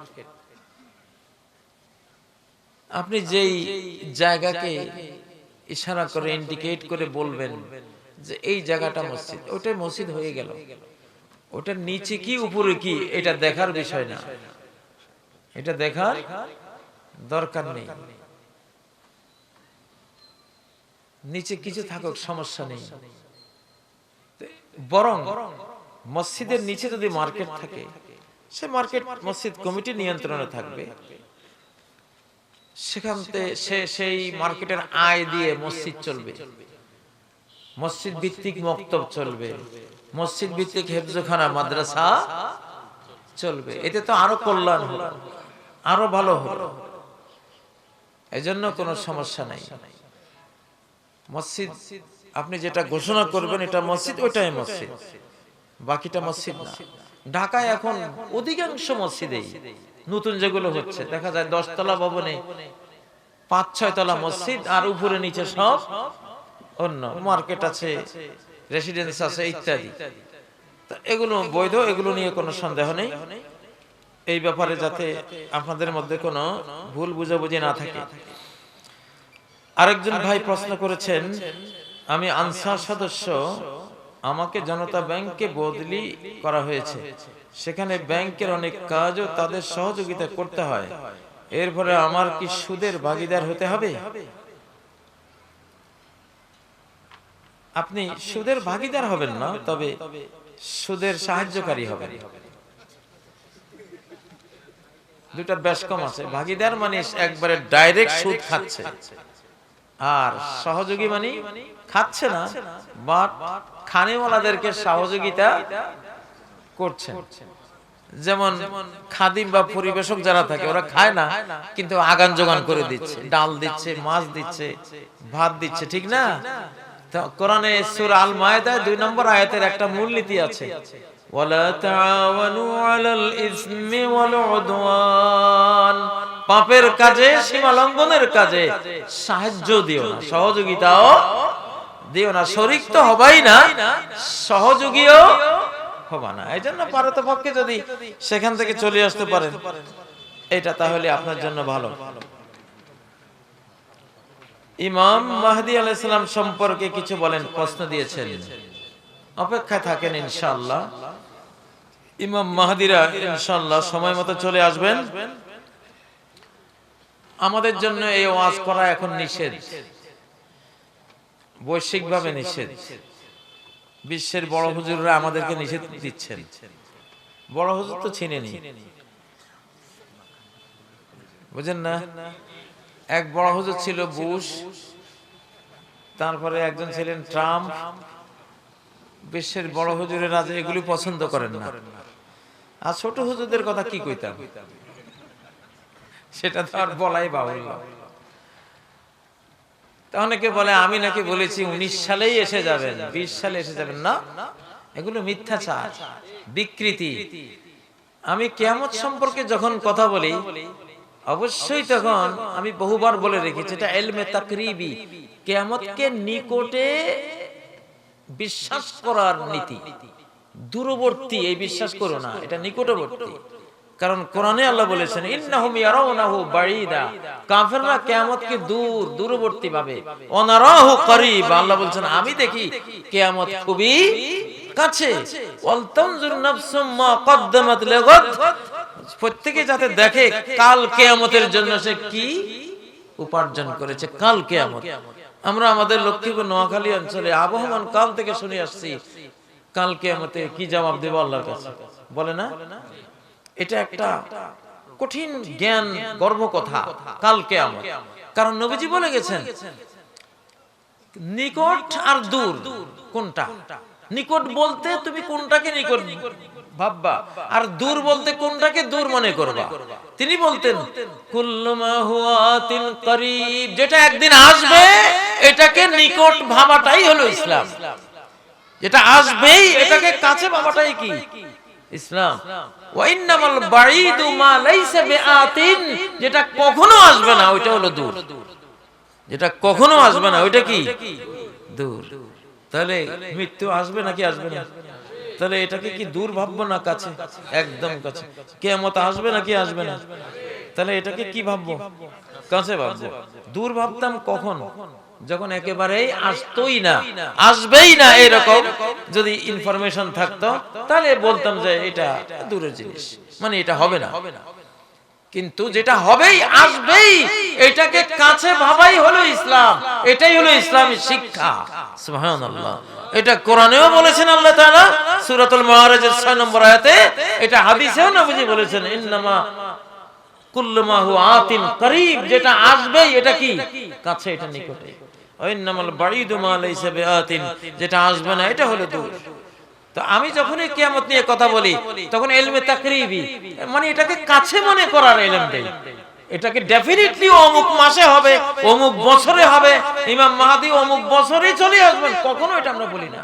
আমরা বলি আসতে পারে, তার মানে নাও আসতে পারে। 19 সাল থেকে আমরা সম্ভাবনা শুরু করেছি। 19, 20, 21, 22, 23, 24 বলছি, এই বছরগুলো খুব সম্ভাবনাময় দেখতে পাচ্ছি। আসার সম্ভাবনা জোরালো আছে, আসতে পারে, খুবই আসতে পারে, তবে নাও আসতে পারে। কথা হলো এটা ইলমে তাকরিবি। আসার জিনিসকে একটু তাকরিব করতে হয়। সাহাবায়ে কেরাম যখন নবীজির জমানে দাজ্জালের ওয়াজ শুনতেন, হাত্তা জানান্নাহু ফি তায়বাতিন নাখলে, 1450 বছর আগে নবীজির কাছে দাজ্জালের ওয়াজ শুনে সাহাবায়ে কেরাম মনে করেছেন যে খেজুর বাগানে বুঝি দাজ্জাল চলে আসছে। তাহলে 1450 বছর আগে যদি তারা খেজুর বাগানে দাজ্জাল আছে ইতিকাদ করলেন, আর সাহাবী তারা বিশ্বের সবচেয়ে বড় জ্ঞানী গুণী পণ্ডিত তারা, 1450 বছর পরে যদি আমরা বলি হ্যাঁ গণিয়ে গেছে, খুবই কাছে গেছে, তাহলে কি অপরাধ হবে? হতেই পারে। এগুলি বুঝতে হবে। এক শ্রেণীর মানুষ আছে মিথ্যাচার করে আমাদের নামে, যা আমরা বলেছি অমুক সালে, না, আমরা অত কাঁচা ফিটার খাওয়া শিশু বাচ্চা না যে এই বয়সে এসে এই জাতীয় কথা বলবো, অসম্ভব কথা। নামাজের সময় চোখ বন্ধ করে নামাজ পড়া যাবে কিনা? নামাজেরও তো একটা, চোখেরও একটা নামাজ আছে। চোখের নামাজটা কি?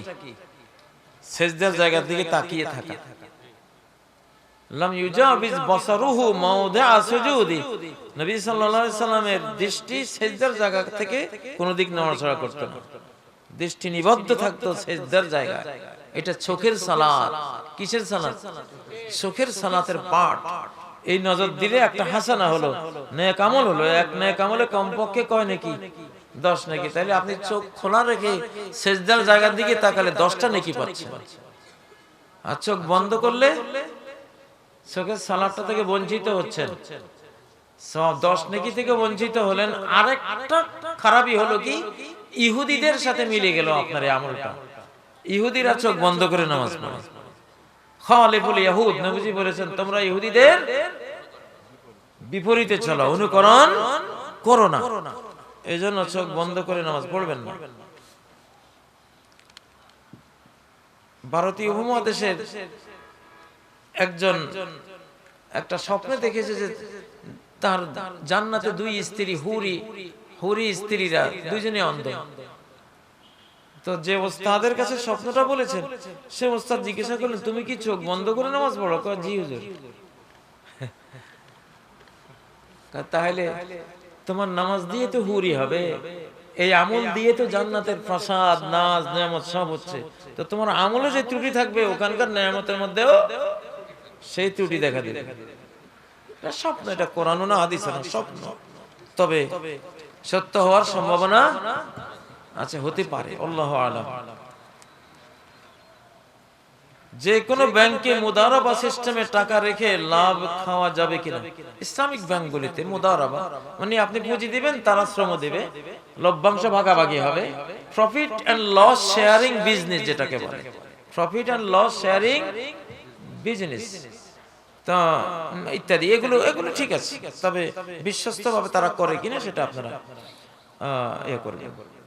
এক পক্ষ পুঁজি দেয়, এক পক্ষ শ্রম দেয় এবং লভ্যাংশ ভাগাভাগি করে। অভিভাবক ছাড়া কোর্টে বিবাহ করলে জায়েজ হবে কিনা? যার কোনো অভিভাবক নেই। আর সুলতান ওয়ালিয়্যু মান লা ওয়ালিয়্যা লা, হাদিস। সরকার ওই মেয়ের অভিভাবক হবে যে মেয়ের বাবা বেঁচে নাই, বড় ভাই বেঁচে নাই, তার মা নেই, অভিভাবক বলতেই নেই, একেবারে ছিন্নমূল। এইরকম মেয়ে হলে কোর্ট তার অভিভাবক হবে। কিন্তু যে মেয়ের বাবা অথবা বড় ভাই, ছোট ভাই, ভাইয়েরা কেউ, চাচারা কেউ তারা বেঁচে আছেন, সেই মেয়ের জন্য এটা জায়েজ হবে না। তার বংশীয় অভিভাবক লাগবে। এগুলো পারিবারিক অনুষ্ঠান, এগুলো কোনো রাষ্ট্রীয় অনুষ্ঠান না। এখানে পারিবারিক ব্যক্তিরাই গুরুত্বপূর্ণ। স্বামী স্ত্রী গন্ডগোল লাগলেও ওই কোর্ট কাছারিতে মামলার নিয়ম নাই ইসলামে। ইসলামের নিয়ম হলো ফাবাসু হাকামান মিন আহলি ও হাকামান মিন আহলিহা। স্বামী বংশের একজন বিচারক, স্ত্রী বংশের একজন বিচারক, দুই বংশের দুই বিচারক মিলে ফয়সালা করে। কারণ এগুলি প্রাইভেসি দরকার, বুঝেন না? এগুলি পার্সোনালিটি রক্ষা করা দরকার, বংশীয় ইজ্জত রক্ষার বিষয় আছে। এই জন্য কোরআনে এইভাবে পরামর্শ এসেছে। রাগের মাথায় স্ত্রীকে 3 তালাক দিলে তালাক হবে কিনা এগুলো লিখিত জানাতে হবে। এইভাবে তালাকের ফতোয়া আমরা দেই না, তাহলে অপব্যবহার হয়ে যাবে। লিখিত দিতে হবে যে এই এই ঘটেছে, এই এই করেছে। মুফতি সাহেব ফতোয়া দিবেন, জি, বর্ণনা অনুসারে ওটা ফতোয়া হবে, এইভাবে না। চ্যানেলে সাউতুল কোরআনের নতুন পর্ব আর কি দেখতে পাবো না? সাউতুল কোরআন, সাউতুল কোরআন আমাদেরই কোন চ্যানেলে? ইউনিভার্সাল, ইউনিভার্সাল সাউতুল কোরআন, এটা কাদের চ্যানেল? ও ইউনিভার্সাল চ্যানেল। হ্যাঁ হ্যাঁ, ইনশাআল্লাহ দেখতে পাবেন, ওটা চালু আছে। বেনামাজিকে মসজিদের সভাপতি বানানো যাবে কিনা?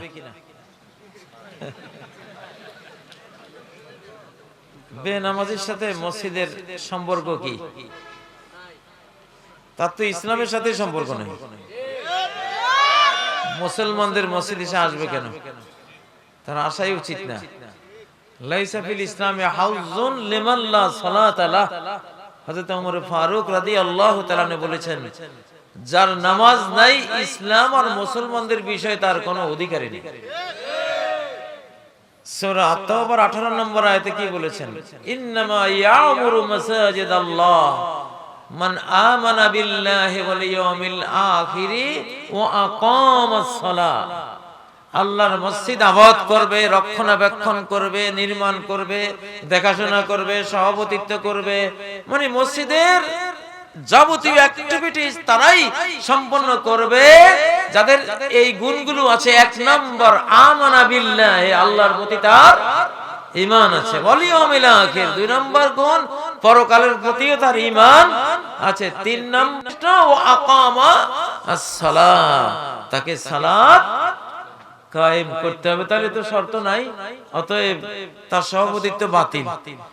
বেনামাজির সভাপতিত্ব কি বাতিল। আজকের এই মাহফিলে আমরা সকল বেনামাজি মসজিদ সভাপতির সভাপতিত্ব বাতিল বলে কোরআনের ঘোষণা শুনিয়ে দিলাম। আমার বিরুদ্ধে কিছু করার না, কারণ ঘোষণা আমার না, ঘোষণা কার? স্বয়ং কোরআনের। মসজিদ সেই আবাদ করবে, নির্মাণ করবে, রক্ষণাবেক্ষণ করবে, মসজিদের যা করার সব সেই করবে যার ঈমান আছে আল্লাহর প্রতি, পরকালের প্রতি। ওয়া আকামাস সালাত, 3 নম্বরে সে সালাত আদায় করে, কায়েম করে। 4 নম্বর ওয়া আতাজ যাকাত, সে যাকাত প্রদান করে। 5 নম্বর ওয়ালাম ইয়াখশা ইল্লাল্লাহ, আল্লাহ ছাড়া কারো পরোয়া করে না। যা করে বলে আল্লাহর ভয়ে করে, আর বলে অন্য কারো ভয়ে মসজিদে, আল্লাহর মসজিদে অন্য কারো হুকুম বিধিবিধান চাপিয়ে দেয় না।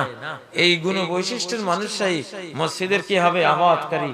আবাদকারী বলতে আগের যুগের ভাষা আবাদকারী, এই যুগের ভাষা সভাপতি, সেক্রেটারি, ক্যাশিয়ার, সদস্য, ঠিক না কি? এগুলি।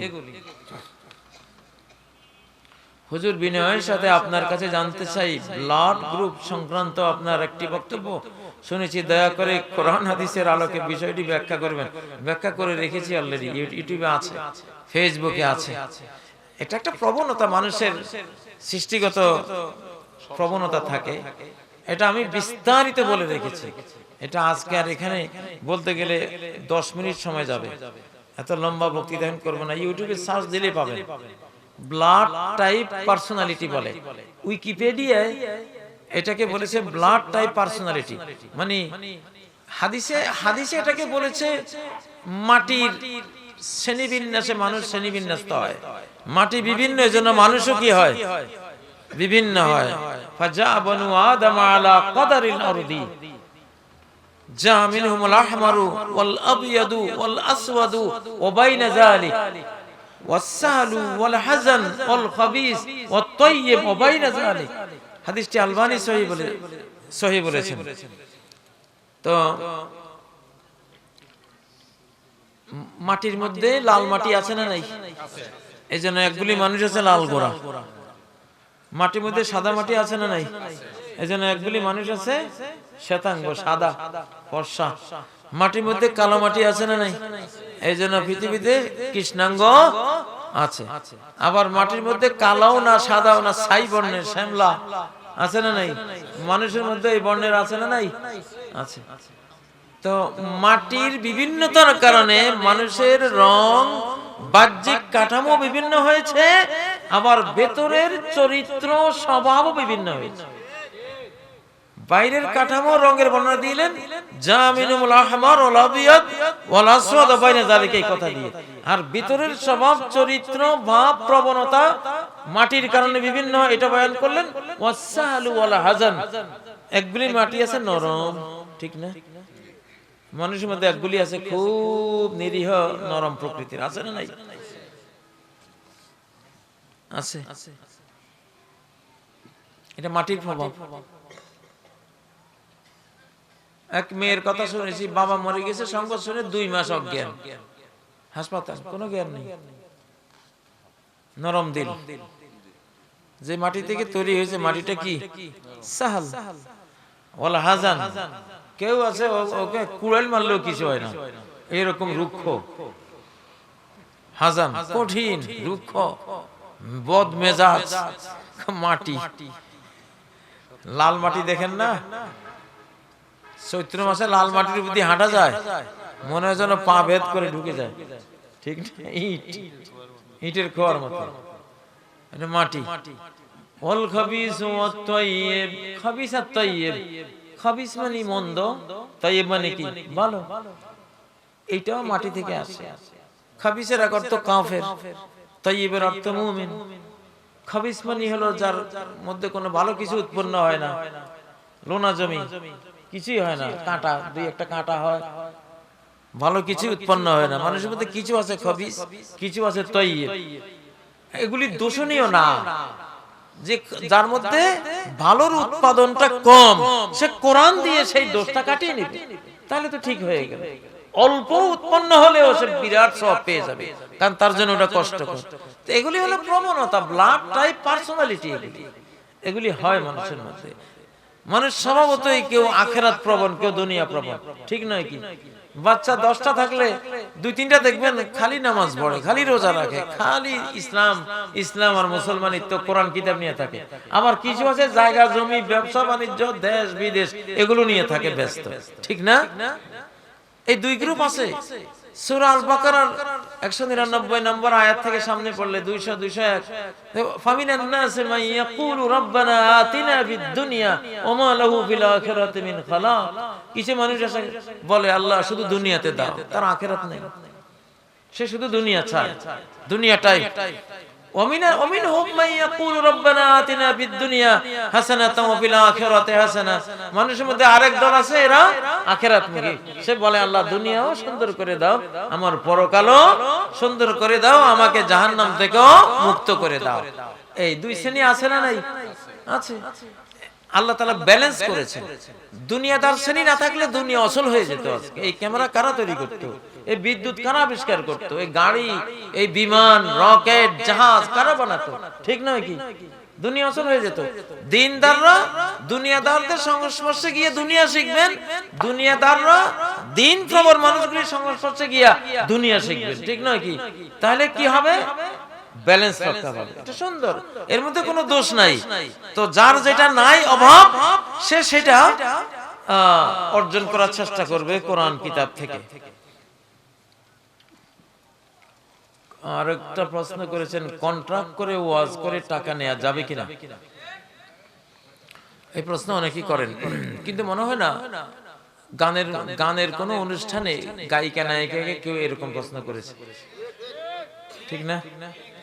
এখানে তো দুইটা যুদ্ধ চলছে, একটা হলো শয়তানের দল, একটা রহমানের দল। শয়তানের দল গান বাজনা, নাটক, থিয়েটার, পর্ণ ছবি, পাবজি, ফ্রি ফায়ার এইসব দিয়া জাহান্নামের দিকে টানতেছে, ঠিক না? আর রহমানের দল তারা ওয়াজ, নসিহত, তাফসীর, মাদ্রাসা এসব করে জান্নাতের দিকে টানতেছে। এখন ওদের হাতে শত শত কোটি টাকা, ঠিক না? ওরা একটা ছক্কা মারলে একটা 1 লাখ টাকা পায়, একটা গান গাইলে 10 লাখ 20 লাখ টাকা পায়। তো তাদের মোকাবেলা করতেছে যে আলেম সমাজ, তাদেরকে ভিক্ষা দিয়েও যদি জিজ্ঞাসা করেন এই ভিক্ষাটা জায়েজ হয়েছে কিনা, মনে হয় দুঃখ রাখার জায়গা পৃথিবীতে আর নাই।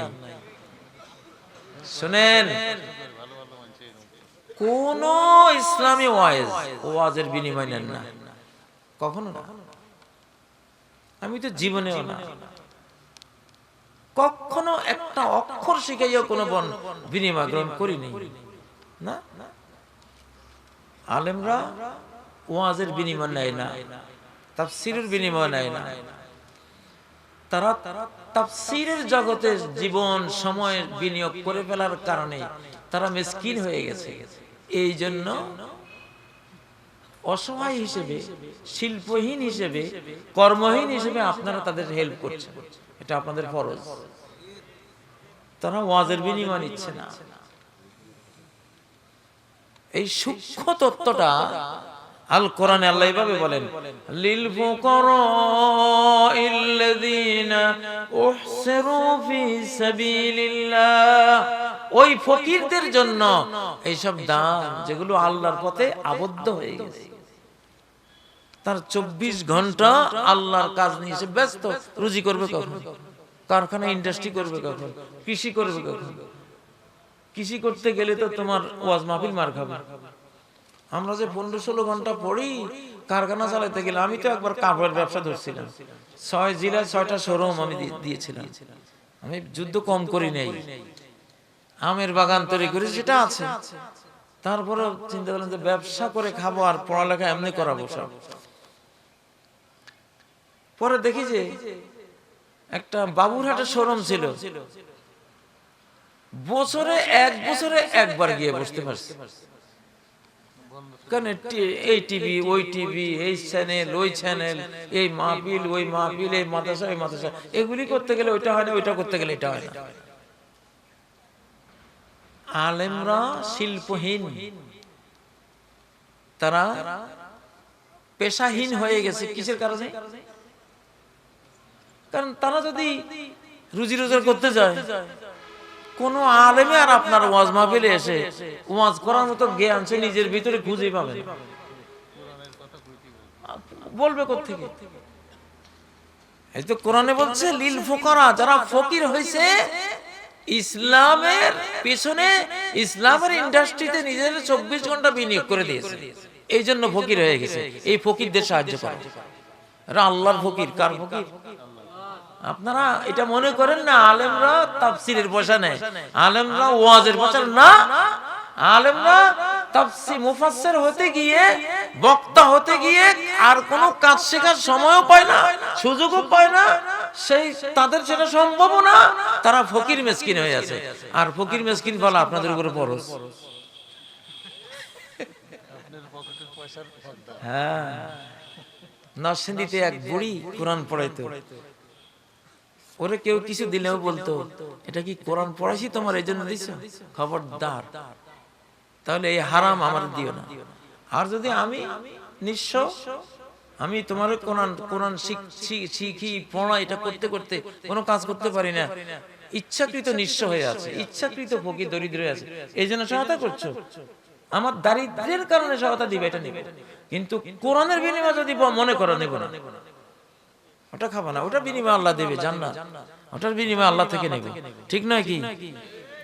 কোন আলেম কখনো আপনার থেকে তাফসীরের বিনিময় নেয় না। এই দেখেন আপনাদের নাটোর আমি আসতে প্রায় আমার সেই বাসা থেকে বের হলাম ধরেন 10টায়, না আরো আগে 7:30 কি 8টায় বেরিয়েছি, এখানে আসছি তখন এশার টাইম। 8টা টু 8টা কয় ঘন্টা? আর এরপরে ধরেন 12 24 ঘন্টা। তা আমি 24 ঘন্টা যদি গাড়িতে কাটাই, আমার এই মাটির শরীর যাই আর কিছু করার মতো এনার্জি থাকবো না? বলে ল্যাব দে, তোষক দে, তপাস করি কোনটা, ঠিক না? আলেমদেরকে আপনারা ওয়াজের বিনিময় দিচ্ছেন না, আপনারা তারা নিঃস্ব হয়ে গেছে আল্লাহর কাজে, আপনাদের কাজে তারা নিঃস্ব হয়ে যাওয়ার কারণে নিঃস্ব মানুষকে আপনি সহায়তা দিচ্ছেন। মনে থাকবে তো? ব্যাপার হলো এইটা, এইটাকে বলে আল উজরাতু আলা মাল্লাহুল হাবস, ফিকার ভাষা, ইসলামী আইন শাস্ত্রে। যে যাকে আটকিয়ে ফেলেছে সে তাকে বিনিময় দিতে হবে, না হলে সে বাঁচবে কি করে? আপনার কাছে সে আটকা, সে তো একজন মহান ব্যবসায়ী হতে পারত, ইন্ডাস্ট্রিয়াল হতে পারত, সে একজন বিদেশ হোল্ডার হতে পারত, ঠিক নয় কি? আলেমরা তো হলো বেস্ট ব্রেইনি, যারা আলেম হয় ইসলামের স্কলার, ওদের মতো ব্রেইনি পৃথিবীতে কেউ নেই। এজন্য বিশ্বব্যাপী গবেষণা দেখা যায় আলেমের ছেলে মেয়েরাই বেশি ইন্টেলিজেন্ট হয়। বাংলাদেশে যত বড় বড় রাজনৈতিক সবগুলির বংশ কাটেন পুরোপুরি সব আলেম ছিল, এই জন্য এত মেধাবী হয়েছে না। এই মেধা আলেম ছাড়া কারো নাই। আলেম পরিবারে মেধা থাকে বেশি, কোরআনের বরকত। কিসের বরকত? এটা গবেষণা, বিশ্বব্যাপী গবেষণা আছে এটা। তাইলে আলেমরা কখনো ওয়াজ আর তাফসীরের বিনিময় নেন না, এটা ওনারা লিল ফুকারা আল্লাযিনা উরসিলু ফি সাবিলিল্লাহ, ইসলাম শিক্ষার পথে তারা ফকির হয়ে গেছে, গোটা জীবন বিনিয়োগ করে ফেলেছে, তার সময় নাই, সে কি করবে? এই জন্য সে মিসকিন, সে অসহায়, সে ফকির। আপনি একজন নিঃস্বকে সহায়তা দিচ্ছেন, এই হলো কথা, বুঝেছেন?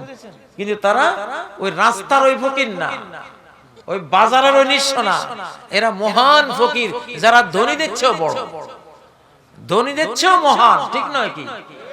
কারণ সে জাতিকে জাহান্নাম থেকে মুক্ত করার জন্য, বিশ্ব যাতে টিকে থাকে, এই বিশ্ব রক্ষার কর্মী সে। জর্জিয়ার একদল বিজ্ঞানী গবেষণা করে বলেছেন, লাউলা দ্বীন লামাসাহাতিল হায়াত মিনাল আরদি, যদি দ্বীন ধর্ম পৃথিবীতে না থাকতো জীবন মুছে যেত কত আগে এই পৃথিবী থেকে। তাহলে পৃথিবীকে টিকিয়ে রাখার কর্মী হলো এই উলামায়ে কেরাম, ঠিক নয় কি? তারা এই কাজে আটকে গেছে, আটকে যাওয়ার কারণে তারা ইচ্ছাকৃত নিঃস্ব হয়ে গেছে। এই নিঃস্বতার কারণে তাদের সহায়তা দিতে হবে, নাহলে তারা করবে কি? 2-4-10 দিন ওয়াজ করে যখন দেখবে হায় রে, আমার তো বউ কাঁদে, ছেলে কাঁদে, মেয়ে কাঁদে, ছেলের পড়া বন্ধ, মেয়ের এই সমস্যা, কাপড় নাই, মেডিকেল নাই, ঘরে চাল নাই, ভাই আপনি দাওয়াত দিবেন, হুজুর একটু ওয়াজ করতে আসেন, ভাই আমার তো সমস্যা, আমার একটু ধান খেতে কাজ আছে, ঠিক না? আমার একটু ব্যবসায়িক সংসার চালাবার তো দরকার হয়, একটু ব্যবসা বাণিজ্য ধরছি, এই বছর ভাই মাফ করেন, আগামী বছর দেখি। এইভাবে সব বক্তা যদি বলা শুরু করে, তাহলে আর কোরআনের মাহফিলের আশা আর করেন না।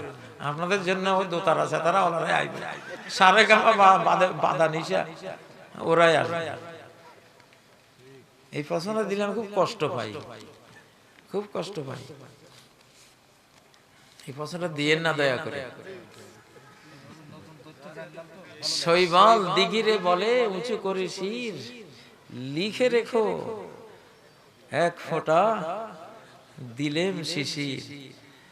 যেটা ওয়াজ মাহফিল আপনারা দেন, এটা আপনারা কাকে দেন জানেন? সিএনজি ওয়ালাকে দিচ্ছেন। এটা দিচ্ছেন কাকে? গাড়িওয়ালা। এটা দিচ্ছেন কাকে? ড্রাইভার। এটা দিচ্ছেন কাকে? ও চাকাওয়ালা। এগুলিতে সব অর্ধেকের বেশি এদিকে চলে যায়, আর বাকি অর্ধেক এই বেচারা তো ঘর দুয়ার বাড়ি আছে, নিঃস্ব, ইসলামের কারণে নিঃস্ব, কোরআনের কারণে নিঃস্ব। নবীজির কাছে এক সাহাবী এসে বলেন, আল্লাহি ইন্নী লা উহিব্বুক, আল্লাহর কসমে আল্লাহ রাসূল আমি আপনাকে খুব ভালোবাসি। নবীজি বলেন, আনজুর মা তাকুল, চিন্তা ভাবনা করে বলো কি বলতেছ। সে আবার বলল, আল্লাহি ইন্নী লা উহিব্বুক, আল্লাহর কসম আমি আপনাকে ভালোবাসি। নবীজি আবারও বলেন, আনজুর মা তাকুল। সে আবারও বলল, আল্লাহি ইন্নী লা উহিব্বুক, আল্লাহর কসম আমি আপনাকে ভালোবাসি। নবীজি বলেন, ফাআইদ্দা লিল ফাকরি তিজফাফান, তাহলে নিঃস্বতা আর দারিদ্র্যের জন্য একটা লেংটি হইলো রেডি করে রাখ, আমারে ভালোবাসলে দরিদ্র হয়ে যাবে। সুবহানাল্লাহ। কেন আমি বাসলে সারাদিন, আমাকে ভালোবাসে সারাদিন কোরআন নিয়ে থাকবা, সারাদিন হাদিস দিন প্রচারে থাকবা, রুজি করবে কখন? নবীজি তো এই দারিদ্র্যের শিকার হয়েছিল। সে শুনি বলেন, আমি তো কোনো পেশায় আর করার আমার সময় নেই, আল্লাহর বান্দাদেরকে দিনের দিকে দাওয়াত দিতে দিতে আমার 24 ঘন্টায় আমি ব্যস্ত, না সংসার করার সময়, না একটু কূপ থেকে পানি তুলে রুজি করার সময়, না ব্যবসা করার সময়। শেষ কি করলাম, বেঈমানরা আমার বিরুদ্ধে যুদ্ধ করতেছে, এখন আমি বাধ্য হয়ে ডিফেন্স করতে গিয়া জুমালা রিজকি তাহাতা জাল্লে রমি, আমার রিজিক এখন আমার বল্লমে ছায়ার নিচে। ওদের থেকে কিছু লুটমার করে ওরা মারতে আসে, কিছু কেড়ে নেই, খেড়ে নিয়ে খাই। আল্লাহ, আল্লাহু আকবার। ওরা মারতে আসে তো পারে না, কারণ আল্লাহ আছেন তো সাথে, এই জন্য ওদের মাল মাত্রা থুইয়া ফলায়, ওগুলি নিয়ে আমরা খাই, ভাগযোগ করে। আল্লাহু আকবার। জওলা রিজকি তাহাতা জাল্লে রমি। দেখেন তো, তুমি যদি আমাকে ভালোবাসো তো ফকির হয়ে যাবা, রুজি রোজগার করবার সব টাইম দিতে পারবে না। তুমি তো 24 ঘন্টা আল্লাহকে নিয়ে, কোরআনকে নিয়ে, হাদিসকে নিয়ে ব্যস্ত থাকো। আমি তো 16 ঘন্টা যায় আমার কোরআন হাদিস এগুলি জ্ঞান গবেষণা ঘাটা ঘাটি এগুলি করতে করতে তো জায়গা, তো রুজি রোজগার করবো কখন? তো যাই হোক, আজকে ক্লিয়ার হওয়া উচিত যে যারা মহান কর্মে ফুকারা হয়ে আছেন, কোরআন যাদেরকে লিল ফুকারা বলেছে, আপনারা মূলত এক শ্রেণীর মহান ফকিরদেরকে আপনারা দান করছেন, যারা ইসলামকে রক্ষার কাজে তারা ফকির হয়ে আছে। সুবহানাল্লাহ। আত্মদান করে রেখেছে। সুবহানাল্লাহ। তো এই শ্রেণীটাকে আপনারা অবজ্ঞা করবেন না। এরা না হলে দিন ধর্ম কিছুই থাকতো না পৃথিবীতে। তো আল্লাহ তাআলা আমাদের উলামা সমাজকে আরো বেশি সম্মানিত করুন এবং আপনাদেরকে তৌফিক দান করেন। উলামা এই শ্রেণীটাকে, যারা ইসলামের জন্য আজকে ফকির না হয়, তারাও মিয়া ভুইয়ার ছেলে, তারাও উন্নত বংশের মানুষ, তারাও বড় থেকে বড় ধরনের ব্যবসায়ী হতে পারত। হ্যাঁ, একদিন যখন রাষ্ট্র আলেমদের হাতে আসবে ইনশাআল্লাহ, তখন রাষ্ট্রীয় সম্পদ দিয়ে তারা চলতে পারবে। আপনাদের থেকে আর ওয়াজ করতে এসে তারা ফকিরও হবে না, তাদের মতো ফকিরদের আপনাদের সাহায্য করতে হবে ইনশাআল্লাহ। আলেমদেরকে ধনী বানাই দেন না, আলেমরা মন্ত্রী হয়ে যাক, সচিব হয়ে যাক, নাকি আলেমদের কাছে ইন্ডাস্ট্রিয়াল যত পাওয়া সব চলে আসে, তাই তো আর আলহামদুলিল্লাহ সে পোকারা হইল না।